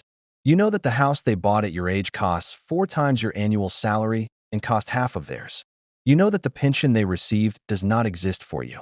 You know that the health care they paid nominal premiums for now represents a significant fraction of your monthly income. This knowledge is not abstract. It is not macroeconomics. It is personal. It is felt. And the system has an answer for this knowledge. The answer is that comparison is the thief of joy. That gratitude is the antidote to envy. That you should focus on your own path. That social media creates unrealistic expectations. That your parents had their own challenges you are not accounting for. These responses are not entirely wrong. Comparison can indeed distort experience. Gratitude can indeed be useful. Social media does distort. But the specific comparison being made, the comparison between what was promised and what is delivered, is not distortion. It is assessment. It is the comparison between the contract and the outcome, between the map and the territory, between what was said would happen and what happened.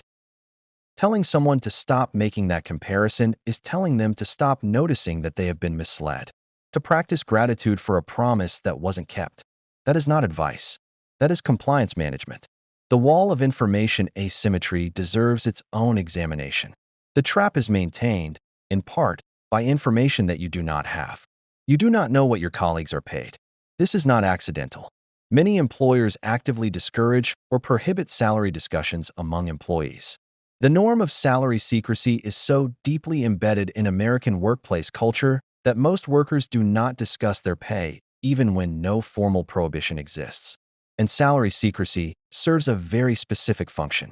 If you do not know what your colleagues earn, you cannot know whether you are being paid fairly. You cannot know whether you are being systematically underpaid relative to your contribution. You cannot know whether the person who negotiated more aggressively at hiring is earning 30% more than you for the same work. You cannot know whether the pattern of who earns more and who earns less maps onto gender or race or any other factor that should not affect pay.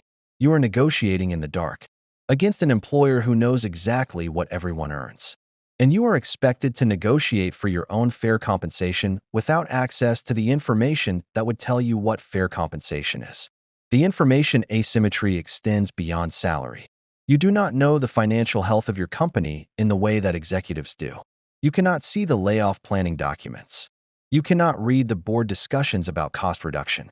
You cannot know that the company is planning to eliminate your division 6 months from now. You are making long-term decisions, whether to buy a house, whether to have a child, whether to turn down another offer, on the basis of your assumed job security. And the people who know your job security is about to change are not required to tell you. They are legally protected from telling you, until it is too late for the information to be useful to your planning. You can be loyal to an institution that is planning to eliminate your position. You can sacrifice for a company that is already deciding how to replace you. You can turn down opportunities based on a future at a company that has already decided you do not have one there. The asymmetry is not incidental. It is structural. It is enforced by law and by culture. And it means that workers are perpetually navigating a situation where one party has dramatically more information than the other. In any other context, we would call this a fundamental unfairness. In employment, we call it standard practice. There is one more aspect of the trap that deserves to be named: the way the trap is used to prevent the formation of alternatives. One of the quieter functions of the modern employment system is the systematic suppression of worker entrepreneurship and collective action. Not through explicit prohibition, through economic design. If you are carrying significant student debt, the risk of leaving employment to start a business is catastrophic. Debt requires income. Income requires employment. Entrepreneurship requires accepting periods without income. Therefore, debt makes entrepreneurship inaccessible to the people who carry it. If your healthcare depends on your employer, leaving employment to build something new means gambling your family's medical coverage. The cost of that gamble, particularly for anyone with children or existing health conditions, is prohibitive. If your retirement savings are in a 401k with vesting schedules tied to your tenure, leaving before full vesting means forfeiting years of employer contributions. Every exit is penalized by the architecture of the benefits. The trap is not just a mechanism for keeping workers in jobs they have.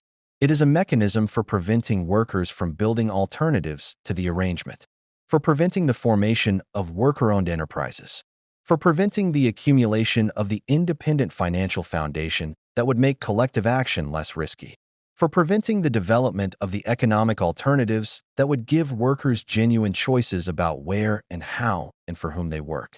Genuine economic choice requires a floor, a minimum level of security below which you cannot fall regardless of whether you are employed. Universal health care that does not depend on employment is part of that floor. Adequate unemployment insurance is part of that floor. Student debt that does not enslave you to continuous employment is part of that floor. Retirement security that does not require decades of uninterrupted employer participation is part of that floor. Most wealthy countries have built significant portions of that floor. The United States has built almost none of it. And the result, intentional or not, is that American workers have dramatically less freedom to exit, resist, or build alternatives to bad employment conditions than workers in comparable economies. They are more trapped, more dependent, more compliant, because the floor was never built. And in its absence, the only alternative to bad employment is worse employment, or poverty. And most people, rationally, choose bad employment. The trap does not need walls when the floor is missing. There is a specific trap within the trap that affects people in the professional class differently from workers in other sectors. It is called golden handcuffs, and it deserves its own examination. Golden handcuffs are the compensation structures, stock options, deferred bonuses, vesting schedules, profit-sharing plans, designed to make leaving your current employer as financially painful as possible. The logic from the employer's perspective is entirely rational. If valuable employees can leave freely, they will leave when a better opportunity appears. The investment in training, the accumulated institutional knowledge, the relationships, and the cultural fit, all of that walks out the door with them. Golden handcuffs solve this problem by making freedom expensive. You have stock that vests in 4 years. You have a bonus that pays out in 3. You have a profit-sharing plan that matures in 5. To leave now is to leave most of that behind. The compensation that was presented as evidence of your value. See how much we think you're worth. Look at the total compensation package we've put together for you. Is also, by design, a chain. The value is real, but the chain is also real. Golden handcuffs are presented as win-win. The company retains talent. The employee accumulates wealth. Everyone benefits. But the power dynamics embedded in the arrangement are worth examining. The company sets the vesting schedule. The company determines what happens to unvested equity if you are laid off. The company can change the terms of deferred compensation. The company can acquire or be acquired and see all of those unvested packages renegotiated to their benefit. The arrangement that was sold as sharing value with employees turns out to have been, in many cases, a way of capturing employee loyalty at the lowest possible cost. Because the equity that vests in 4 years may be worth much less than it was when it was granted. Because the bonus that pays out in 3 years is paid at the company's discretion and can be reduced or eliminated when business conditions change. Because the profit-sharing plan distributes a smaller share when the company decides accounting adjustments are appropriate. And throughout all of it, the employee is reminded, you are almost vested. You are so close. Leaving now would cost you so much. Each approaching vesting date is replaced by a new one. The cliff is always a few years away. The payout is always almost due. And the employee, who has already given 3 years waiting for this particular vesting, and 2 years before that, and 4 years before that, discovers that the waiting has become the condition rather than the path to something beyond it. The golden handcuffs are golden on the outside. Inside, they are the same material as every other trap. There is a specific form of the trap that affects workers in the gig economy and contract economy in ways that are worth examining in detail. It is the trap of false independence. When Uber tells its drivers they are entrepreneurs. When DoorDash tells its dashers they are running their own delivery businesses. When Fiverr tells its freelancers they are independent professionals building their own brands. The language of independence is deployed to accomplish a specific legal and economic outcome. It shifts all of the costs and risks of employment from the company to the worker. A real employee has costs. Minimum wage requirements, overtime pay, healthcare contributions, social security matching, workers' compensation insurance, unemployment insurance contributions, protection from wrongful termination. An independent contractor has none of those costs. The worker pays them all. The gig worker pays both halves of their own social security and Medicare contributions, the half that an employer would normally pay, plus the half that the employee would pay. The gig worker provides their own vehicle, their own insurance, their own maintenance costs, their own phone, their own internet. The gig worker manages their own taxes, quarterly estimated payments, self-employment tax calculations, deduction tracking, or pays someone to do it for them. The gig worker has no guaranteed income, no minimum hourly wage that cannot be reduced, no protection if the platform decides, through an algorithmic decision, no human reviews, to deactivate their account. The companies that built these platforms understood exactly what they were doing. Uber's internal financial projections, made public through various legal proceedings, showed that the company's business model depended entirely on maintaining the contractor classification. If drivers were classified as employees, with the wages and benefits and protections employment law requires, the company's economics did not work. The business model was not. We have a service that is valuable enough to fund fair wages for the workers who deliver it. The business model was, we have a service whose delivery costs we can externalize onto workers who have no legal recourse to force us to internalize them. That is not innovation. That is cost transfer. That is the same extraction that has driven every previous wave of worker classification games. The temporary workers who are never made permanent, the part-time workers who are never given full hours, the contracted workers who are kept just below the threshold for benefits. The gig economy was not a new economic model. It was the old extraction model with a new app. And the workers it trapped, who needed income, who had the assets the platform required, who entered the arrangement believing it was genuinely flexible and genuinely fair, were paying costs they did not know they were paying for profits they would never see. Let us spend a moment with the trap as it is experienced from the inside, not as an abstraction. As a day, you wake up. Before you open your eyes, you are already calculating. The loan payment is due next week. The rent was due yesterday, and the grace period ends in 3 days. The meeting this morning with the manager who has been making vague noises about restructuring. The performance review that was supposed to happen 2 months ago and has been rescheduled 3 times. You get up. You commute. 45 minutes. An hour and 10. 2 buses. Standing because the train is packed. You arrive. You do the work. You do more than the work. You do the work that should be 2 jobs because the last round of right-sizing eliminated the position that shared the load. You eat lunch at your desk. You did not used to eat lunch at your desk. You started doing it because everyone else was doing it. Because stopping for lunch felt like not being serious. Because the culture had already decided, without announcement, that lunch was optional. You answer the emails from last night that accumulated while you slept. You generate the emails that will accumulate while other people sleep. The workday has no edges anymore. It is a continuous surface. You commute home. 45 minutes. An hour and 10. You arrive home. And the phone is still there. This is not extraordinary. This is Tuesday. This is the experience of an enormous fraction of the working population in the wealthy countries of the world. Not dramatic suffering. Not acute crisis. Just the accumulation of small extractions. The time that cannot be reclaimed. The energy that is not replenished. The hours that are given and given and given to institutions that do not recognize the gift. That is the trap from the inside. Not the walls. Not the architecture. Just the Tuesday. And the Wednesday after that. And the Thursday. Until the years are gone. And you look back and ask what you were building toward. And the honest answer, the one you have been avoiding, is that you were building someone else's thing. And you were told it was yours. There is a final dimension of the trap that requires honesty. It is the trap of hoping the system will fix itself. The belief that the problems described in this documentary, the wage stagnation, the broken promise, the systematic extraction, are understood by enough people in power that correction is coming. That the CEOs who authorize the buybacks and the layoffs and the benefit cuts will eventually recognize the unsustainability of what they are doing. That enlightened capital will voluntarily redistribute what unenlightened capital extracted. That the system will, given time, self-correct. This hope is understandable. It is less painful than the alternative. It requires less from you.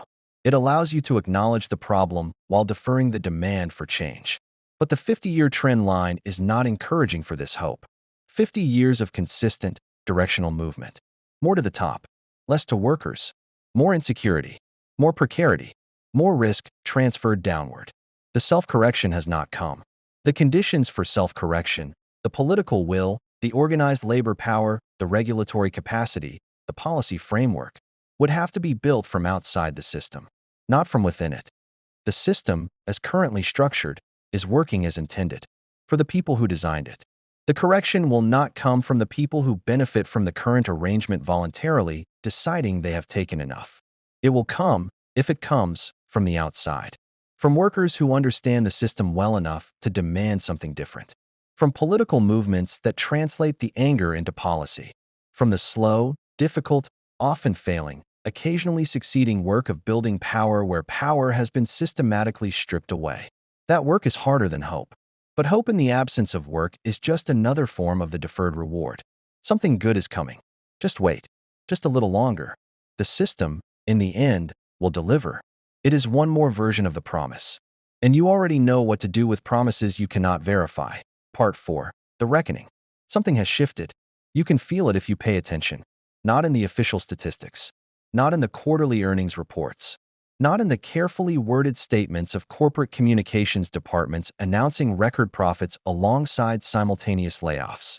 But in the conversations that happen in private.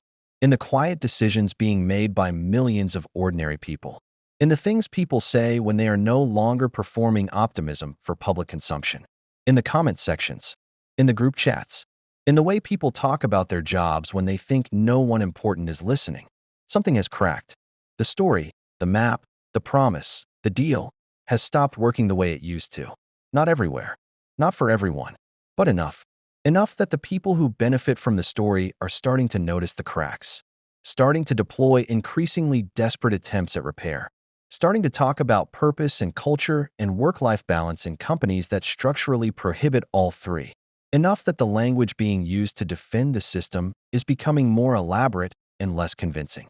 Enough that the anger is no longer quiet. Let us talk about what the data actually shows. Because the anger, the widespread, generational, cross-demographic sense that the deal is broken, is not irrational. The anger is the correct response to correct information. Here are the numbers. Real wages for American workers in the bottom half of the income distribution have barely moved in 50 years. 50 years. The same real purchasing power, roughly, as their parents had, while the economy grew dramatically, while productivity more than doubled, while the country became, in absolute terms, vastly wealthier. None of that wealth reached the bottom half. The average American worker in 2024 produces dramatically more per hour than the average American worker in 1974. More efficiently, with better tools, with higher skills, with more education, and takes home almost exactly the same real purchasing power. The entire productivity gain, 50 years of efficiency improvements, technological advances, skill development, increases in output per hour, was captured almost entirely by capital. Almost none of it reached the workers who generated it. Meanwhile, the cost of the things that matter most, the foundational elements of the stable life the promise described, has exploded. Housing costs relative to median income have roughly doubled since 1980. A home that costs 3 times the annual median salary in 1980 costs 6 or 8 or 12 times the annual median salary in 2024, depending on where you live. Healthcare spending per person has increased by more than 400% in real terms since 1980. A family healthcare plan that was a manageable fraction of income in 1980 now represents a significant portion of it. College tuition at 4-year universities has increased by over 1,000% in inflation-adjusted terms since 1980. 1,000%. The degree required to access the jobs that once required no degree now costs a decade of additional debt. Childcare costs in major American cities now approach or exceed the median monthly mortgage payment. Two-income households, which became necessary precisely because single incomes stopped being sufficient, now find that the second income is largely consumed by the childcare required to earn it. This is not a perception problem. This is not envy. This is not the complaint of people who are not working hard enough. This is arithmetic. The promise said, work hard and you will be economically secure. The arithmetic says, the median worker, working full-time, in the richest country in the history of human civilization, cannot reliably afford the basic components of the life the promise described. That gap, between what was promised and what the numbers deliver, is where the anger lives. And the anger is legitimate, not because it is comfortable, not because it is politically convenient, not because it fits any particular ideological agenda, but because it is the correct response to the correct assessment of the situation. Then came artificial intelligence, and the last remaining safe harbor story began to crack. Throughout all of the previous betrayals, the union busting, the outsourcing, the offshoring, the gig economy, the credential inflation, there was always a narrative to absorb the anxiety. Get more education, develop more skills, move up the value chain, do the work that machines cannot do. The knowledge economy, the creative economy, the human economy, the economy of ideas and judgment and empathy and complex problem solving. Machines might replace factory workers, might eventually replace truck drivers and warehouse workers and fast food employees. But they cannot replace doctors, lawyers, writers, analysts, programmers, architects, accountants, designers, financial advisors, consultants. The complex, creative, cognitive jobs, the jobs that required advanced education, professional credentialing, specialized training, and human judgment, those were safe. That was the promise made to the highly educated. The consolation prize for the credential inflation, the student debt, the late arrival at financial stability, the years of deferred living. At least your job is secure. At least the system needs what only you can provide. At least the investment in your education will be protected. In 2022, large language models became capable of passing bar examinations. In 2023, AI systems were generating legal briefs and contracts, writing production quality code, producing marketing copy indistinguishable from experienced copywriters, analyzing financial data with speed no human analyst could match, diagnosing medical images with accuracy comparable to specialist physicians, drafting academic papers across a range of disciplines, creating illustrations and design assets, composing music in the style of professional composers. Not perfectly, not autonomously, Not ready to replace entire professions wholesale, yet, but well enough. Well enough to reduce headcount. Well enough to flatten starting salaries. Well enough to eliminate entire categories of junior and mid-level professional work. Well enough to make the entire architecture of the credentialed professional middle class suddenly, vertiginously uncertain. The safe harbor was not safe. The knowledge economy did not escape automation. It was next in line. And the people who had been told, explicitly, repeatedly, insistently told, that education was their protection against economic displacement found themselves looking at the same horizon as the factory workers of the 1980s. Not with decades of advance warning. Not with time to build alternative structures. With approximately 3 to 5 years between the emergence of capable AI and the restructuring of the labor market around it. And the people who built those systems, the same venture capital ecosystem that funded the gig economy, the same Silicon Valley ideology that celebrated disruption as unambiguous good, the same shareholder primacy logic that governed every previous betrayal, offered the same advice they always had. Adapt, upskill, learn to use the tools. Work with AI, not against it. Think of it as a collaborator. Focus on the uniquely human skills. The map again. Different destination. Same bad directions. Same function. Keep people running individually rather than demanding structural protection collectively. The pandemic was a rupture. Not only an epidemiological crisis, an involuntary, massive, society-wide experiment in the nature of work. For the first time in the modern era, millions of white-collar, knowledge economy workers were forced, not offered, not given the option, forced, to work from home. And something unexpected happened. They could, not just theoretically, actually. The work got done. The meetings happened over video. The documents were written and the analyses were completed and the clients were served and the projects were delivered.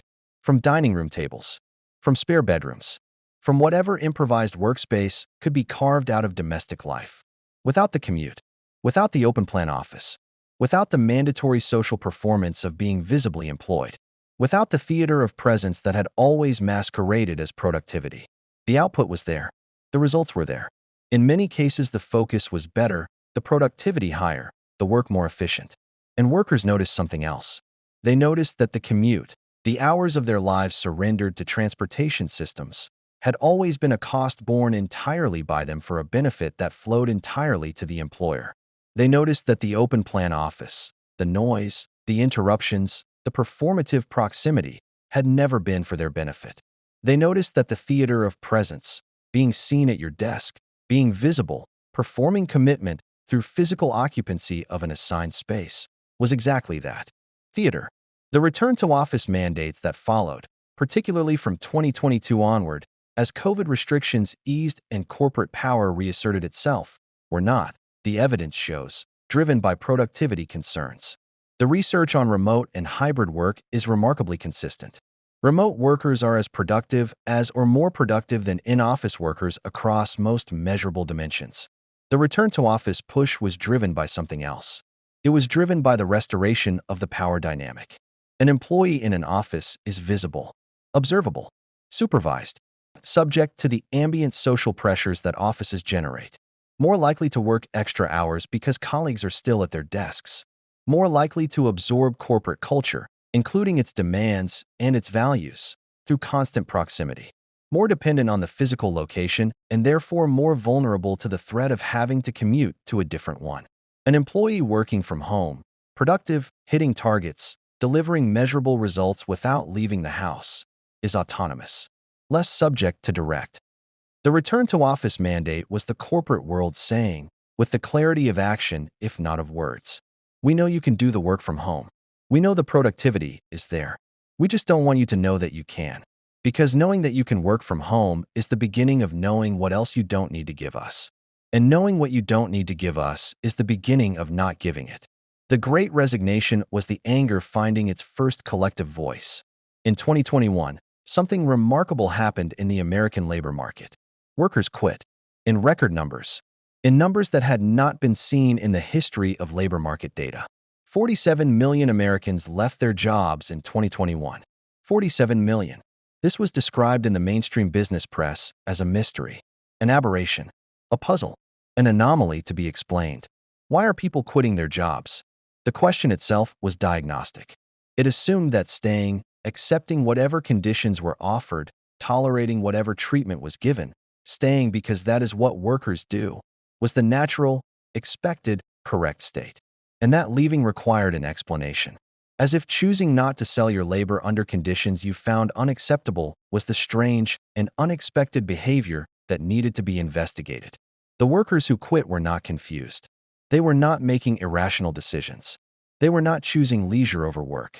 They were not victims of some cultural contagion of laziness that critics eagerly diagnosed. They were making a judgment. The conditions being offered, the wages, the hours, the treatment, the working environment, the respect, the basic dignity of reasonable work did not justify the cost.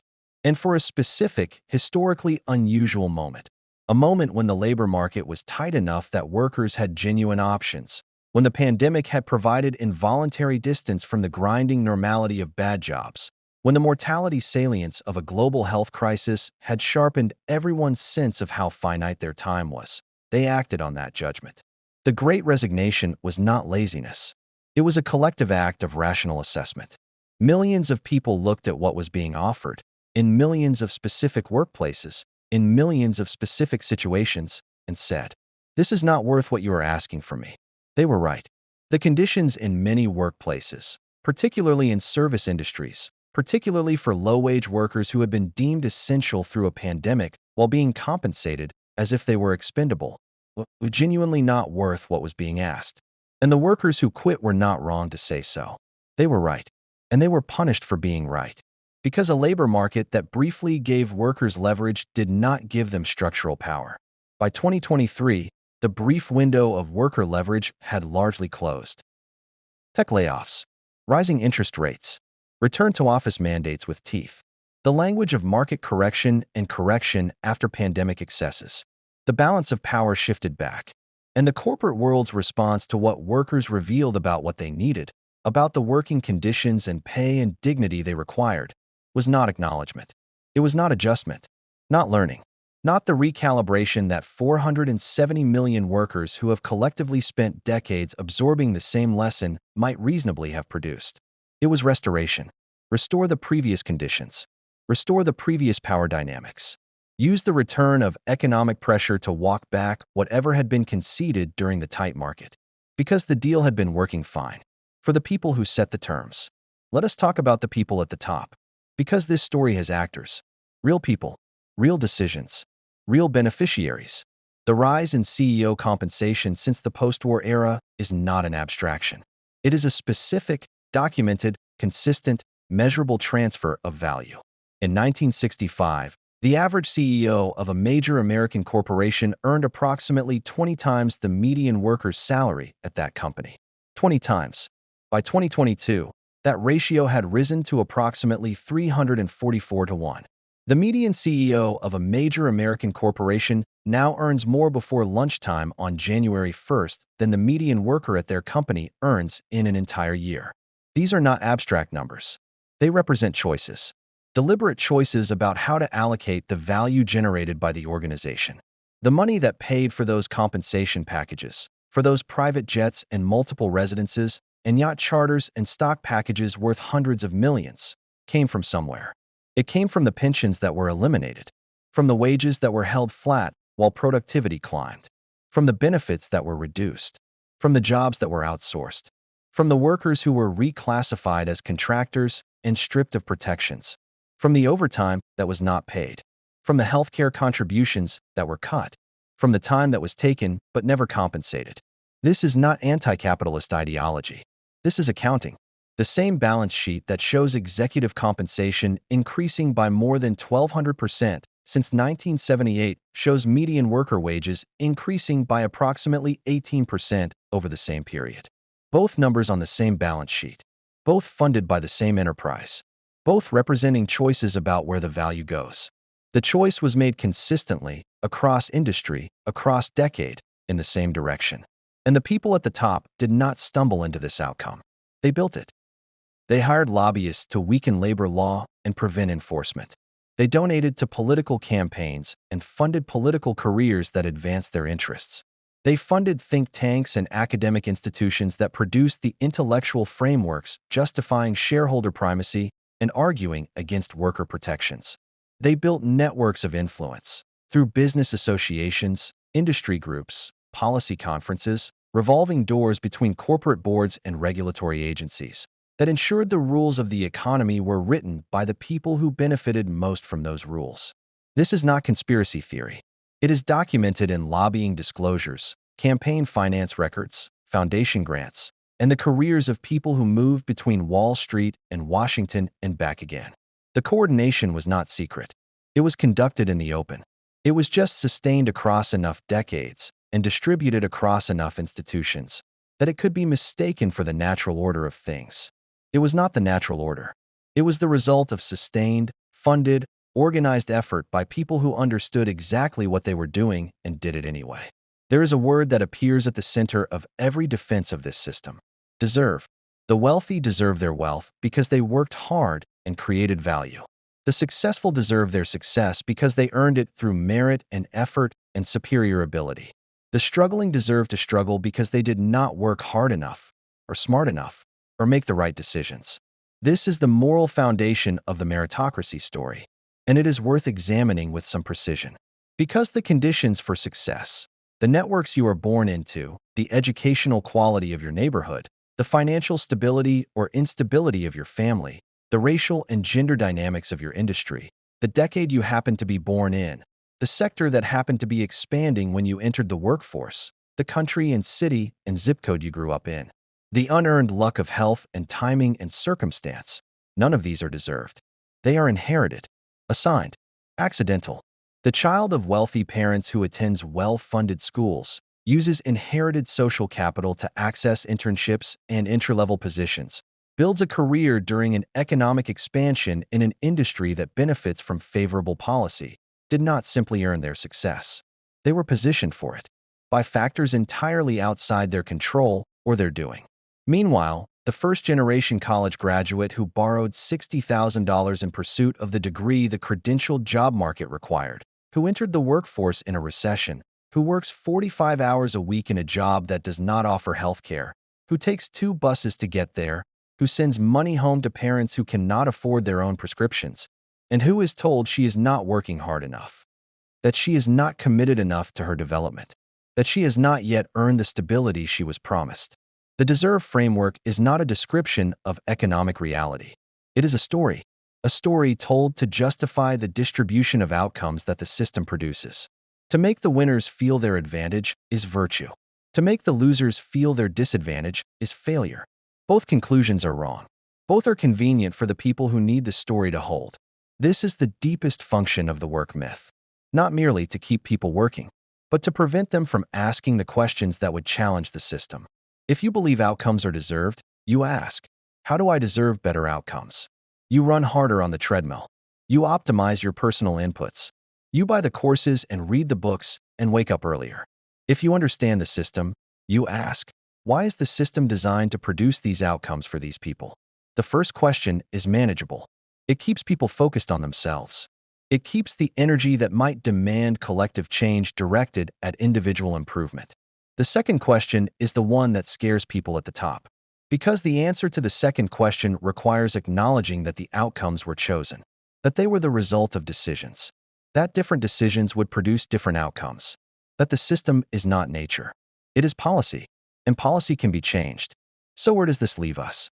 With generations of workers who followed the map and arrived somewhere they were never warned about, who did everything right by the rules they were given, who got the education, who got the job, who showed up, who worked the hours, and then more hours, who stayed loyal far longer than the evidence justified, who accepted conditions that got worse and called it resilience, who absorbed the anxiety, the flat wages, the evaporating benefits, the creeping insecurity, and blamed themselves, and who are now, at 30, at 40, at 50, asking the question they were always told they would never have to ask. Was there ever a deal? Or was the deal always just a story? Was the promise always conditional in ways that were never disclosed? Conditional on the labor market being tight enough that workers had leverage. Conditional on unions being strong enough that extraction had practical limits. Conditional on a post-war economic moment that was always temporary and is not coming back. Conditional on geopolitical conditions that have now changed. Conditional on a technology landscape that has now fundamentally shifted. And when those conditions changed, when the leverage shifted, when the unions fell, when the post-war boom ended, when globalization and automation and financialization rewrote the rules, was the promise ever intended to survive? Or was it scaffolding, built to serve a purpose, maintained as long as it was useful, quietly disassembled when the building was complete? The anger is here now, not the old anger, not the quietly absorbed frustration of people who still believe the system would eventually deliver. Something harder, something that has given up on patience, something that has stopped waiting to be compensated for its patience. You can see it in the political instability across the Western world, in the collapse of trust in institutions that polls document across every country, every demographic, in the rise of political movements, left and right, coherent and incoherent, channeled and chaotic, that share a single emotional core beneath their different manifestos. The system has failed us. The specific diagnosis differs. The villains identified differ. The proposed solutions differ wildly. Some of those solutions are sound, and some are dangerous, and some are being deliberately misdirected toward scapegoats who have no power to create or solve the problem. But the underlying feeling, the feeling that the deal was broken, that the game was rigged, that the map led somewhere deliberately wrong, is shared across lines that everything else divides. And the people who set the terms of the deal have not responded with accountability. They have responded with better messaging. With corporate purpose statements and diversity commitments and mental health resources and flexible benefits and catered lunches and ping-pong tables and office dogs and all the clever cosmetic packaging designed to make the deal look different without changing what the deal actually is. With a new layer of language about purpose and meaning that sits on top of the same extraction. With TED Talks about the future of work that describe the same problems this documentary is describing, while somehow never arriving at the conclusion that the problems are deliberate and the beneficiaries are identifiable. You are being gaslit by perks. The anger is legitimate. The anger is the symptom of accurate perception. The anger means the story has stopped working, which means something is going to change. Not because the people at the top will voluntarily change it. They have demonstrated, across 50 consistent years of consistent behavior, that they will not. Not until the conditions that make the current arrangement rational for them are altered by enough external pressure. But because the conditions that sustain the deal, the compliance, the gratitude, the sincere belief that the map was correct, are eroding, quietly at first, then in the conversations people are having, then in the decisions people are making, then in the political energy that accumulates when enough people reach the same conclusion at roughly the same time. When enough people see the map for what it is, the map loses its power. The story stops doing its work. And when the story stops working, the people who drew it lose their most effective tool. Here is what we know with certainty. The promise was real enough to be believed. The belief was real enough to be exploited. The exploitation was systematic enough to be deliberate. The damage is real enough to be felt. In the bodies of burned-out workers, in the bank accounts of people who saved and still cannot afford to retire, in the lives of people who did everything right and arrived somewhere they were never warned about. You were not lazy. You were not weak. You were not making consistently bad choices. You were handed a map of a territory that had already changed. And you walked. Because that is what you were told to do. Because that is what everyone around you was doing. Because the alternative, stopping in the middle of the road, with debt and dependence and a mortgage and a job you cannot afford to lose, and asking whether the destination is real, seemed more frightening than continuing. But the destination was not real. Not for most people. Not the way the promise described it. And the sooner enough people say that out loud, not in the privatized shame of individual failure, but in the collective recognition of systemic betrayal, the sooner the map can be set aside. Not to wallow in the anger, not to turn the anger into hopelessness, but to build something more honest. Something that starts not with what we were told to want, but with what is actually true. Not, work harder and you will be rewarded. But, here is what work actually is, and here is what it is worth, and here is what you are owed for it. And here is how the people who take more than they are owed have constructed the system that allows them to do it. The promise failed you. You did not fail the promise. That distinction matters more than any hustle ideology, any morning routine, any self-optimization framework ever could. It matters because blame shapes behavior. If you failed, the answer is to try harder, to optimize more aggressively, to find what you are doing wrong and fix it, to run faster on the treadmill. If the system failed you, the answer is different. The answer involves understanding the system, naming what was taken, organizing around what is owed, refusing the story that makes extraction feel like merit. The map was wrong. The roads had changed. The destination never existed the way they described it. You did not walk the wrong way. You were given the wrong map. And knowing that is not the end of the story. It is where the real one has to begin. Let us talk about burnout. Not as a buzzword, not as a trendy diagnosis, as a description of what happens to people who give more than is sustainable for longer than is survivable. Burnout is not tiredness. Tiredness is fixed by rest. Burnout is not. Burnout is what happens when the gap between what you are giving and what you are receiving, in compensation, in recognition, in meaning, in the basic sense that what you are doing matters and is valued, becomes wide enough and persists long enough to damage the fundamental mechanisms of motivation. When you can no longer care, not because you are weak, not because you are lazy, but because caring is a resource. Like any resource, it can be depleted. And when it is depleted without replenishment, when the giving never stops and the return is always insufficient, what remains is not rest. It is damage. The World Health Organization recognized burnout as an occupational syndrome in 2019. Not a personal weakness, not an individual failure to cope, an occupational phenomenon, something produced by work conditions. The recognition matters because it shifts the location of the problem. The problem is not inside the worker.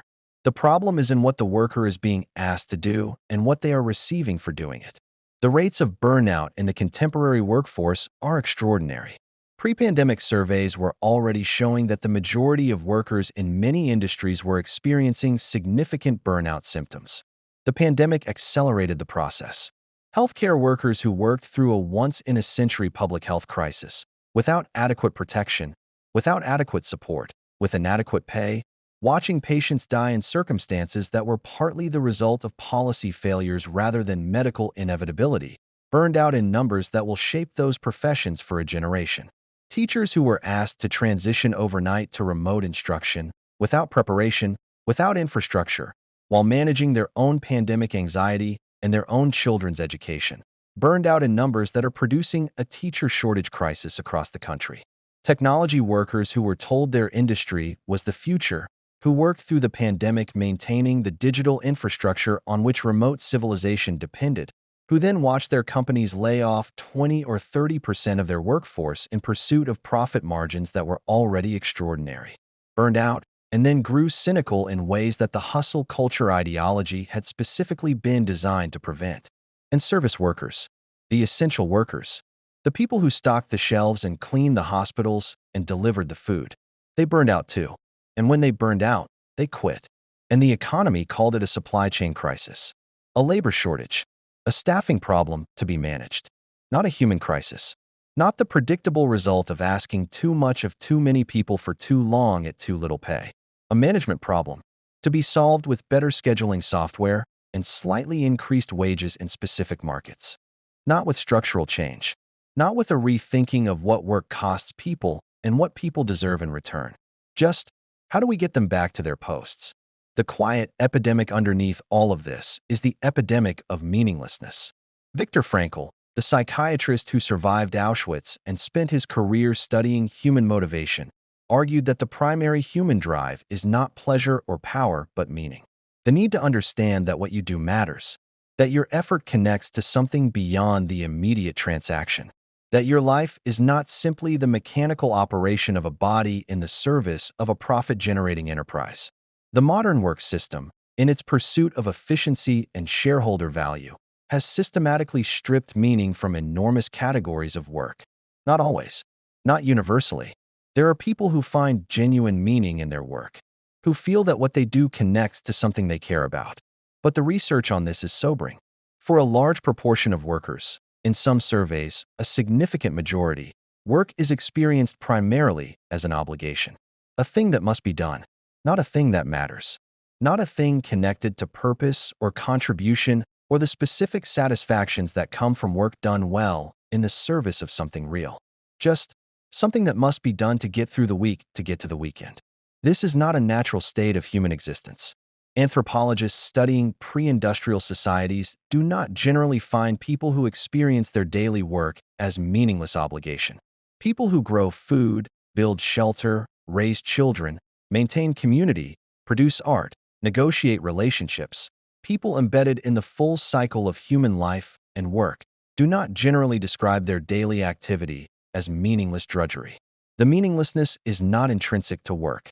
It is produced by specific conditions, by work that is too narrowly specialized to see the full chain of contribution, by work that is too alienated from its outcome, too far from the person who will ultimately benefit from it, by work where the connection between effort and reward is too indirect to feel real, by work that is performed primarily to service debt and maintain the infrastructure of survival rather than to produce anything of genuine value, by work in organizations whose stated purpose is shareholder return, delivered through products or services that the worker may personally find trivial or actively harmful. The work is meaningful only if the meaning is constructed. And in many modern workplaces, the conditions that would allow meaning to be genuinely constructed have been systematically stripped away, replaced by corporate purpose statements, mission plaques on the office wall, team-building exercises designed to create the feeling of shared mission, the manufactured meaning, which most workers see through, but cannot afford to name. Let us talk about the young people entering this system right now. The generation that is 20 to 30 years old. The generation that did everything right.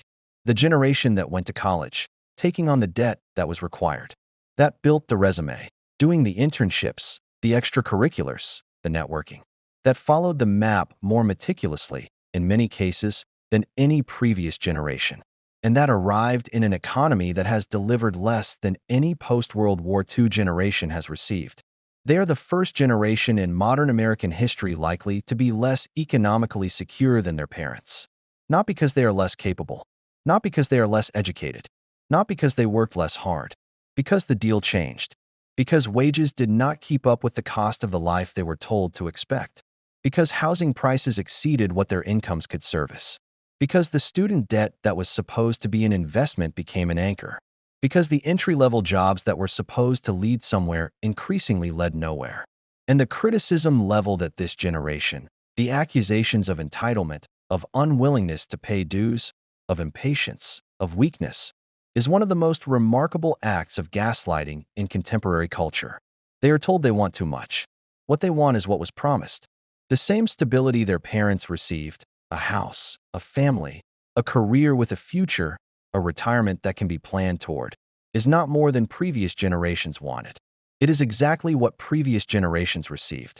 And being told you want too much when you want what was explicitly promised to you is not a critique. It is the con continuing. It is the map drawers explaining that your failure to arrive is a reflection of your insufficient walking, not of the map's dishonesty. There is something that needs to be said about the corporations that will claim, reading the critique in this documentary, that they are different, that they genuinely care about their workers, that they pay fairly, that they invest in their people, that their mission is real and their values are lived. Some of this is true in some companies, to some extent. There are organizations that pay above market wages, that offer genuine flexibility, that have cultures where worker well-being is genuinely factored into decisions, that have maintained some version of the psychological contract. This is worth acknowledging, because the argument here is not that all employers are identical, that no organization is genuinely decent, that every manager is a villain. The argument is about systems. Even genuinely decent employers operate within systems, labor market systems, legal systems, financial systems, cultural systems, that were designed with specific intentions and that produce specific outcomes regardless of individual employer virtue. A company that wants to pay higher wages operates in a labor market where its competitors do not, where its investors may not permit it, where the pressure to match industry compensation benchmarks pulls constantly downward. A manager who genuinely wants to protect her team's time faces organizational cultures and client expectations and senior leadership demands that make that protection continuously difficult. Individual virtue cannot fully resist systemic pressure. which is why systemic change is the only response adequate to systemic problems. Not better employers, not more virtuous managers. Different rules, different policies, different legal frameworks, different power relationships. The point is not to make individual decisions about individual employers.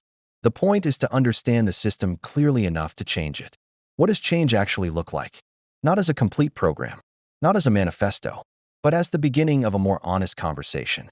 It looks like what workers in other wealthy countries have, and what American workers, for most of the last century, have been specifically prevented from having. Healthcare that does not depend on employment. Education that does not require generational debt.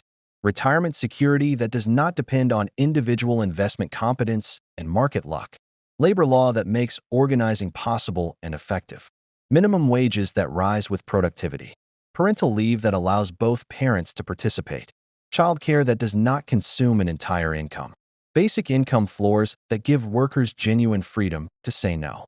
These are not radical demands. They are the baseline of what comparable wealthy democracies provide. Countries that are competitive. Countries that have thriving private sectors. Countries whose workers are productive. Countries that have simply decided to build the floor. The claim that these things are economically impossible is demonstrably false. They exist in functioning economies. Right now, in countries you can visit and observe. The claim is not that they are economically impossible. The claim is that they would cost the people who currently capture the value that workers generate. That is a different claim. That is an honest claim, and it deserves an honest response. The people at the top have been very clear through their actions about what they believe workers deserve. Workers deserve to be uncertain enough to comply, dependent enough not to resist, grateful enough not to demand. That belief has been translated into policy, into labor law, into trade agreements, into healthcare systems, into student loan structures, into retirement architectures, into every element of the system we have been describing.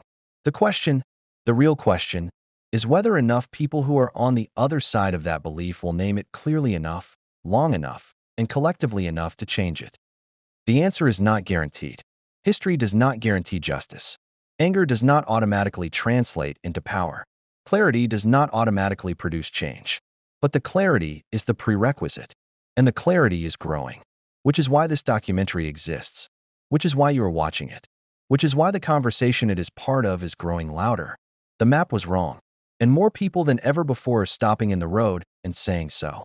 There is a conversation happening right now, in workplaces across the country, that is different from the conversations that happened a generation ago. It is happening in the break rooms and the group chats and the quiet corners of offices. It is the conversation about pay transparency. In a growing number of states and cities, employers are now required to list salary ranges on job postings. Colorado, New York, California, an expanding list. The response from workers who can finally see the numbers has been illuminating. They are finding out what was always there but hidden. That the colleague they assumed earned roughly what they earned earns 30% more. That the new hire in their department is making more than they are after 5 years at the company. That the gender pay gap they were told was a myth or an exaggeration is visible in their own workplace, in the numbers. Pay transparency, wherever it has been implemented, has been revelatory. Not because the underlying reality changed, because the underlying reality became visible. And visibility changes behavior. Workers who know they are underpaid relative to their colleagues have information they can act on. They can ask for adjustments. They can organize. They can compare their situation to the stated compensation ranges and identify discrepancies. They can stop negotiating blind. The corporate response to pay transparency requirements has been telling. Lobbying against implementation. Creative compliance that provides ranges broad enough to be nearly meaningless. Legal challenges. Quiet restructuring of compensation to minimize what transparency reveals. Not, welcome, we have nothing to hide. Resistance. Because the information that pay transparency provides is the kind of information that shifts power. And shifting power is threatening to the people who currently hold it. Pay transparency is a small thing. It does not address the fundamental structures of the trap. It does not rebuild unions or restore pensions or decouple healthcare from employment or eliminate student debt. But it is a demonstration of a principle that applies much more broadly. Systemic injustice depends on information asymmetry. The more workers know about what they are owed, about what their colleagues earn, about the actual financial condition of the companies they work for, about the actual costs and benefits of the arrangements they are in, the harder it is to maintain the conditions that produce exploitation. Transparency is threatening to power, not because exposure automatically produces change, but because it is the prerequisite for change. You cannot challenge what you cannot see. You cannot organize around conditions you cannot name. You cannot demand what you cannot demonstrate you are owed. The fight for information, for pay transparency, for corporate financial disclosure, for the right to know what your colleagues earn, for the right to see the employment conditions being applied to your own situation, is not separate from the fight for economic justice. It is the foundation of it. We are going to end where we began, with the map that was handed to you, that was handed to your parents, that was handed to an entire society as the description of how work was supposed to work. Show up, work hard, be loyal, and the system will reward you. You know now what that map got wrong. You know the roads that were changed while you were walking. You know the destination that was moved while the directions remained the same. You know who changed the roads and why. You know who benefited from the walking. That knowledge is uncomfortable. It is uncomfortable to discover you have been walking in the wrong direction. It is uncomfortable to look back at the years spent in good faith compliance with a system that was not operating in good faith. It is uncomfortable to feel the anger and not have a clear, immediate, constructive outlet for it. But the discomfort of knowledge is nothing compared to the cost of continuing without it. The people who drew the wrong map are still drawing maps. The hustle culture that tells you to optimize harder. The productivity ideology that tells you the problem is your morning routine. The self-help industrial complex that sells you frameworks for thriving within a system it never asks you to question. The corporate purpose statements that give extraction a mission. The DI initiatives that diversify who is exploited without changing the exploitation. The wellness programs that help you cope with conditions that should not exist. New maps, better looking, more sophisticated, backed by more data, leading to the same place, or nowhere at all. The answer is not another map. The answer is the ability to navigate without one, to see clearly enough about what work is, about what it costs, about what you are owed for it, about who currently captures what you produce, to make decisions based on reality rather than promise, to demand, collectively, the conditions that would make the deal actually worth taking, to refuse, individually, the story that converts exploitation into opportunity, to stop being grateful for being chosen and start being clear about what the choosing costs. The deal was broken before you arrived, and you have been paying the cost of that broken deal your entire working life. You will keep paying it, in flat wages and insecurity and burnout and deferred living and stolen time, unless enough people understand the system clearly enough to change it.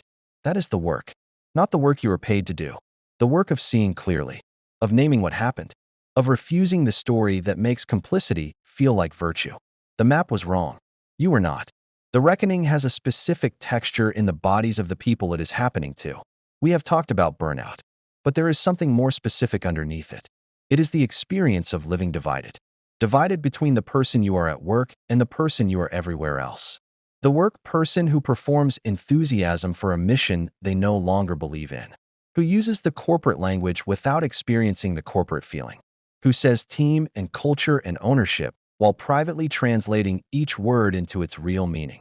Who nods through the all-hands presentation about exciting growth opportunities while knowing, from recent experience, that exciting growth opportunities are followed by restructuring announcements.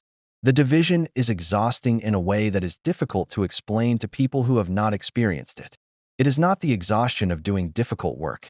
It is the exhaustion of performing a self you have stopped believing. Of showing up every day to play a character in a story whose ending you have already figured out.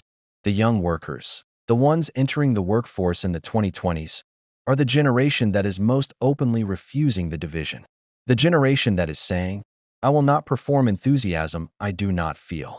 I will not pretend the mission matters to me if it does not. I will not give more than I am paid for.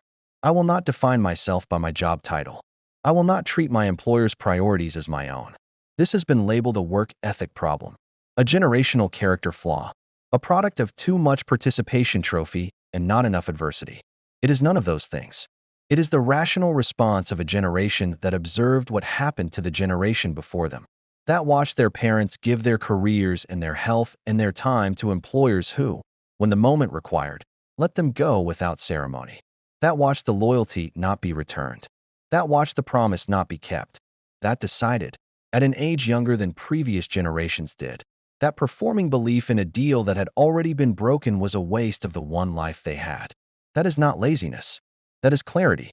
Painful clarity. Unwelcome clarity. Clarity that complicates and rarely resolves cleanly. But clarity nonetheless. The reckoning is not only economic. It is existential. Because the promise of work was not just a promise of money. It was a promise of meaning. Work hard, and you will contribute to something. Your effort matters. Your presence makes a difference. What you do has value beyond the immediate transaction.